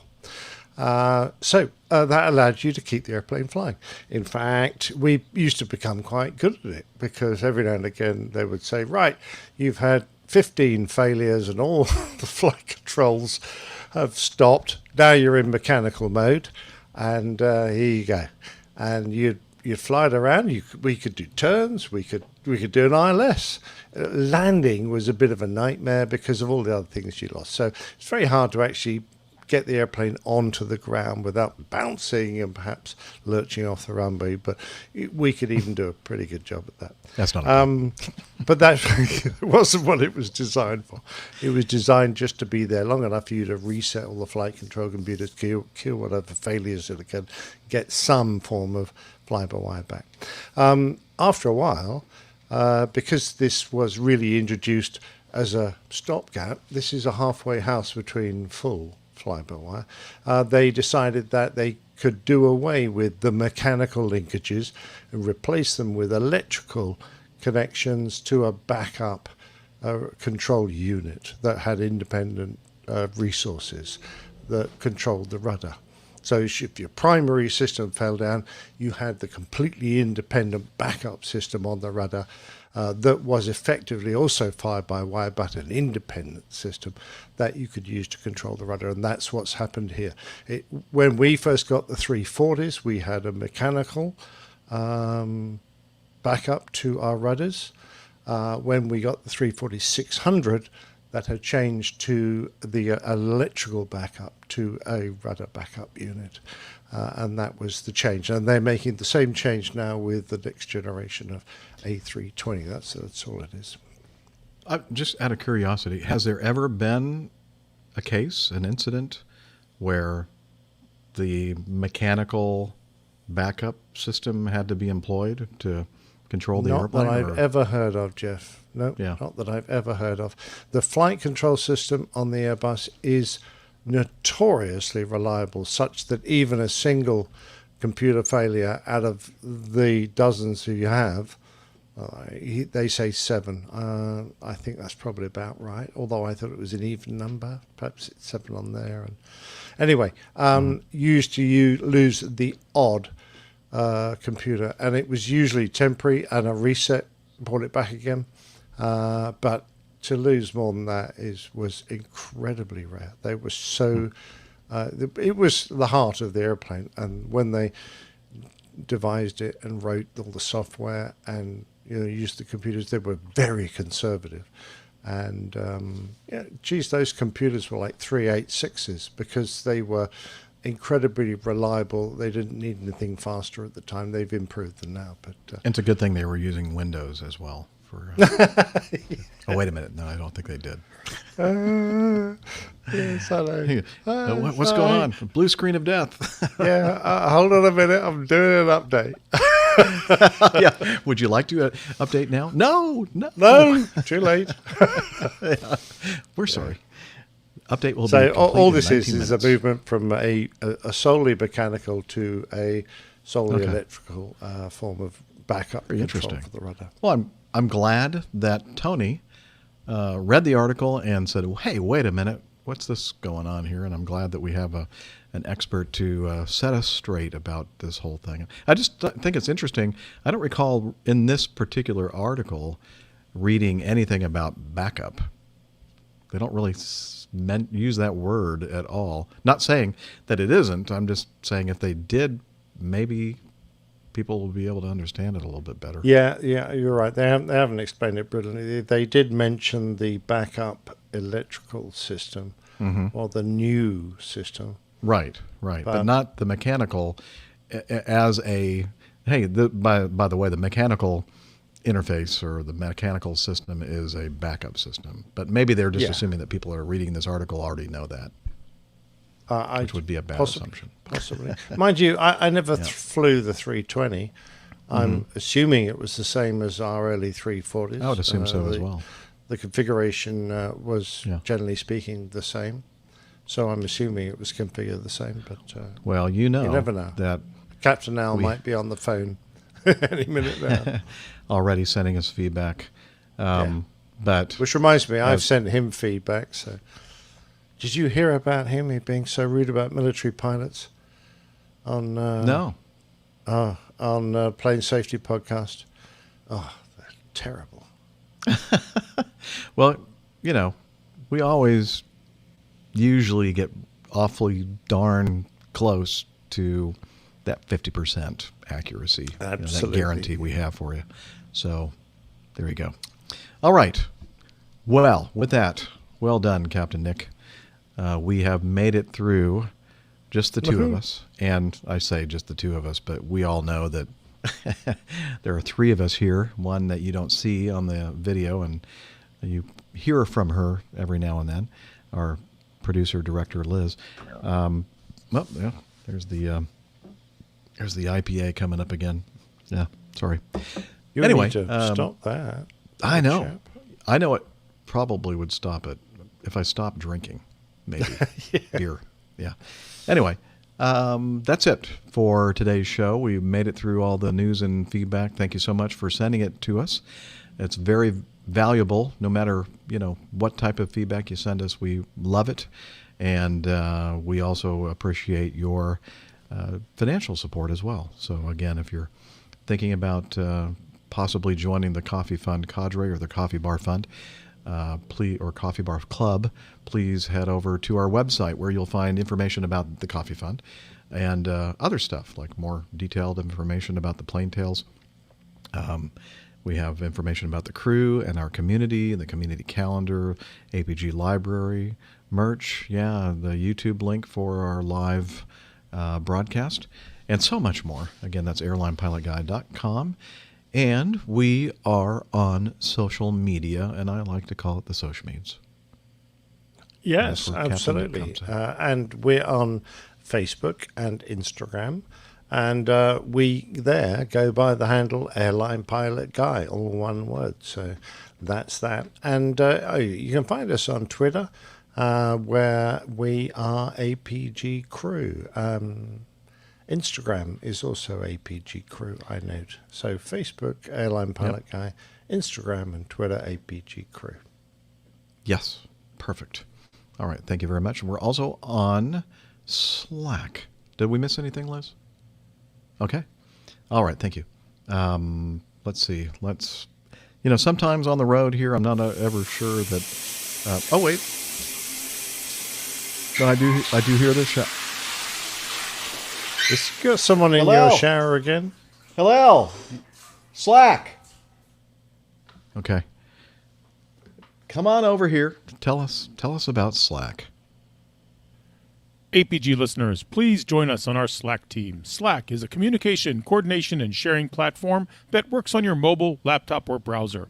On Slack, we share news and ideas. We suggest episode and plain tales topics. We plan events and meetups. To get into the Slack team, please email me at slack@airlinepilotguy.com. That's SLACK, Sierra Lima Alpha Charlie Kilo @airlinepilotguy.com. Or send me a tweet with your preferred email address to @Hillel, and I'll send you an invitation. That's Hillel, spelled Hotel India 11 Echo 1, and see you in Slack. Thanks a lot, Hillel. Yeah, we'll talk to you after the show. Jeff, this is my private time. I know. Sorry. We always catch him at the wrong time for some reason. Yeah, well, I don't understand that. He's got hours to prepare. No, but he's not paying attention to the show while we're recording it. Oh. Anyway, just, give us some slack or join Slack. All right. That's it. You're suggesting Hillel's getting a bit slack in his old age? Yes, he is. Quite a bit slack. So anyway, lots of ways to participate in the community, and so happy that you are all out there listening and telling other people about the show and reviewing and all that jazz. So again, hope you enjoyed the show. Thanks for downloading, and we hope to see you again on a future episode of the show. We'll be back again next week. We hope that you'll be here too. And with that, wishing you clear sky. Oh, no. Look at that. I'm wrapping up the show, and I'm forgetting the most important thing. Our producer-director, Liz Piper in Toronto, in the control room there. Thank you, Liz, for all of your hard work. I mean, you don't realize during the week, we finish the show right now, and then you don't hear from us again for another week. We are every day working on the show, doing the post-editing process and publishing and everything else, and then getting already, I would guarantee is probably already putting news items and feedback in the appropriate places for our next episode, because I know her. She said she's nervous because we're out of feedback, so she says, Jeff, remind them how to send in feedback. It's feedback@airlinepilotguy.com. Go to our website, contact us page. There's also information about how you can send us feedback via that address, and also via SpeakPipe with some audio feedback. And don't be nervous, Liz. It always works out every time. Yeah. So thank you, Liz, for all the hard work. And we really strive to make this as entertaining and informative as we can every week, and we really appreciate you, and we really love you. And with that, wishing you clear skies, unlimited visibility, and tailwinds. Take care, and God bless. Bye, everybody. That's kind of weird. You're waiting for somebody else to say something. Yeah, I know. I thought it's my turn. Yeah, I'm the only one here. So Steph's on her way home. Yeah, she's listening to us, I think, while she's driving home. Yeah. I can't say that. I love it when the Liz keeps saying these things that you can't repeat. Oh, it's brilliant. Yeah. With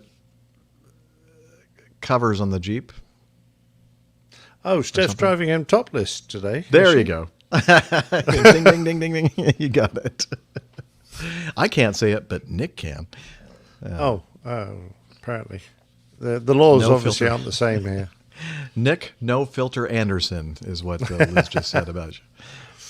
Your new call sign. Oh, man.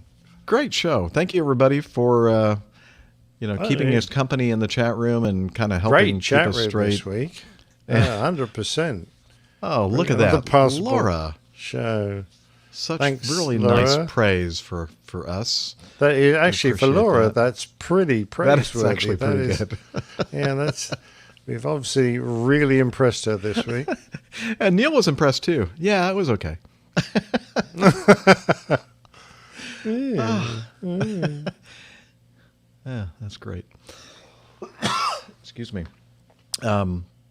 Pablo Portugal. We have people from Iran, Iraq, Portugal. What are some other exotic locations around the Antarctic? Globe? Pardon? The Antarctic. The Antarctic? Yeah, I'm sure there's someone from the Antarctic listening, isn't there? Really? Oh. Well, Opposing Bases had someone from the Antarctic listening. Yeah. How come we haven't got one? Yeah, but they lie a lot. They embellish quite a bit. Just kidding. Ahmed in Africa, was he with us in the chat room today? I'm talking about today. Okay, I guess we can just talk about it. Didn't see Ahmed. We have Mongolia. I think somebody last week was in the in the chat room from Mongolia. Yeah. Oh my gosh! Absolutely. Chicago, yes. John, Chicago can be exotic. It can be. We had someone from a bloody blimp. Yes, that's a first. First time that I can recall that anybody was in the chat room while they were in a blimp. Yeah. Blimping. In a Zeppelin. Good year. Blimperific. I love it. That's pretty incredible, actually. Yeah. Top that one, OB. Oh, man. Yeah. But you know what? It really doesn't matter where you are as long as you're here with us on the show. Yes, you are all family, and we honestly feel that way about you. Except, well, most of you. Except for Laura. Some of you. Some of you. Well, probably a very small number of you, actually. Yeah, the odd one or two. Oh, Mike is not getting notifications. What? Are you following us on Twitter and Facebook, Mike? Mike, come on. Be honest about that. Yeah, if you're still using the app, then you're not going to be getting notifications. What did you say? The app? Yeah.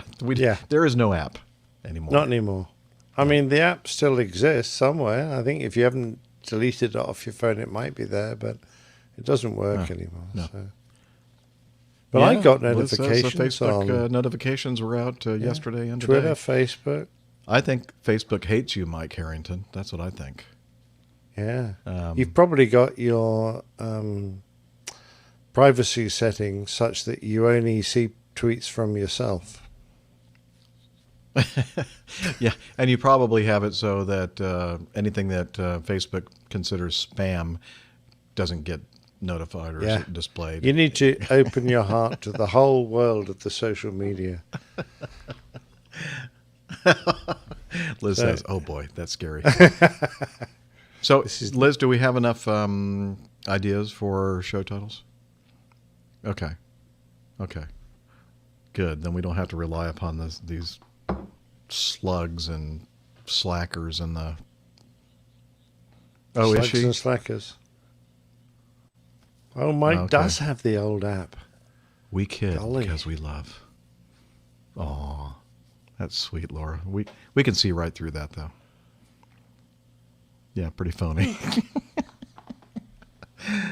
Oh, man. Yeah, if anybody has the Airline Pilot Guy app, you probably should delete it.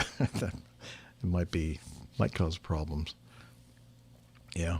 That was fun for a while, but yeah. You can, by the way, there's in every show in the show notes, I think I have a link in there that you can go to that kind of shows you how to make the website, which is what do they call that?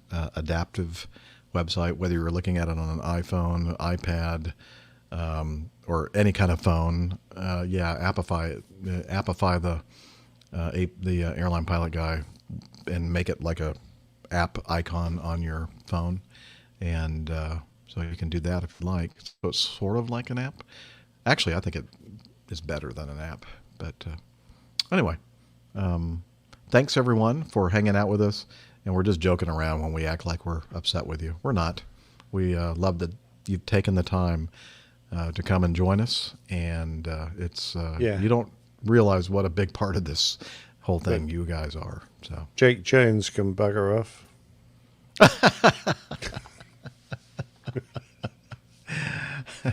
Bugger off, Jake Jones. Who is this Jake Jones guy? That sounds like a fake name. God, it's gone midnight. This is dreadful. Laura Davis, I kid because I have deeply seated contempt. Yeah, we hear you. Oh dear, sounds like you've got more problems than the APG, Laura. You sound like you have more problems than that FO on the 717 in Australia. Oh, yeah. Planets. Uh-oh. Yeah. Well, good luck with the suing us. That's right. Not going to get anything. Nothing to sue for. All right. That's enough. I think it's time to shut it down. Thank you, everybody, for hanging with us. We do really appreciate you being here every week. And until next time, we'll see you. Yeah, all the best. Have a good week. Bye.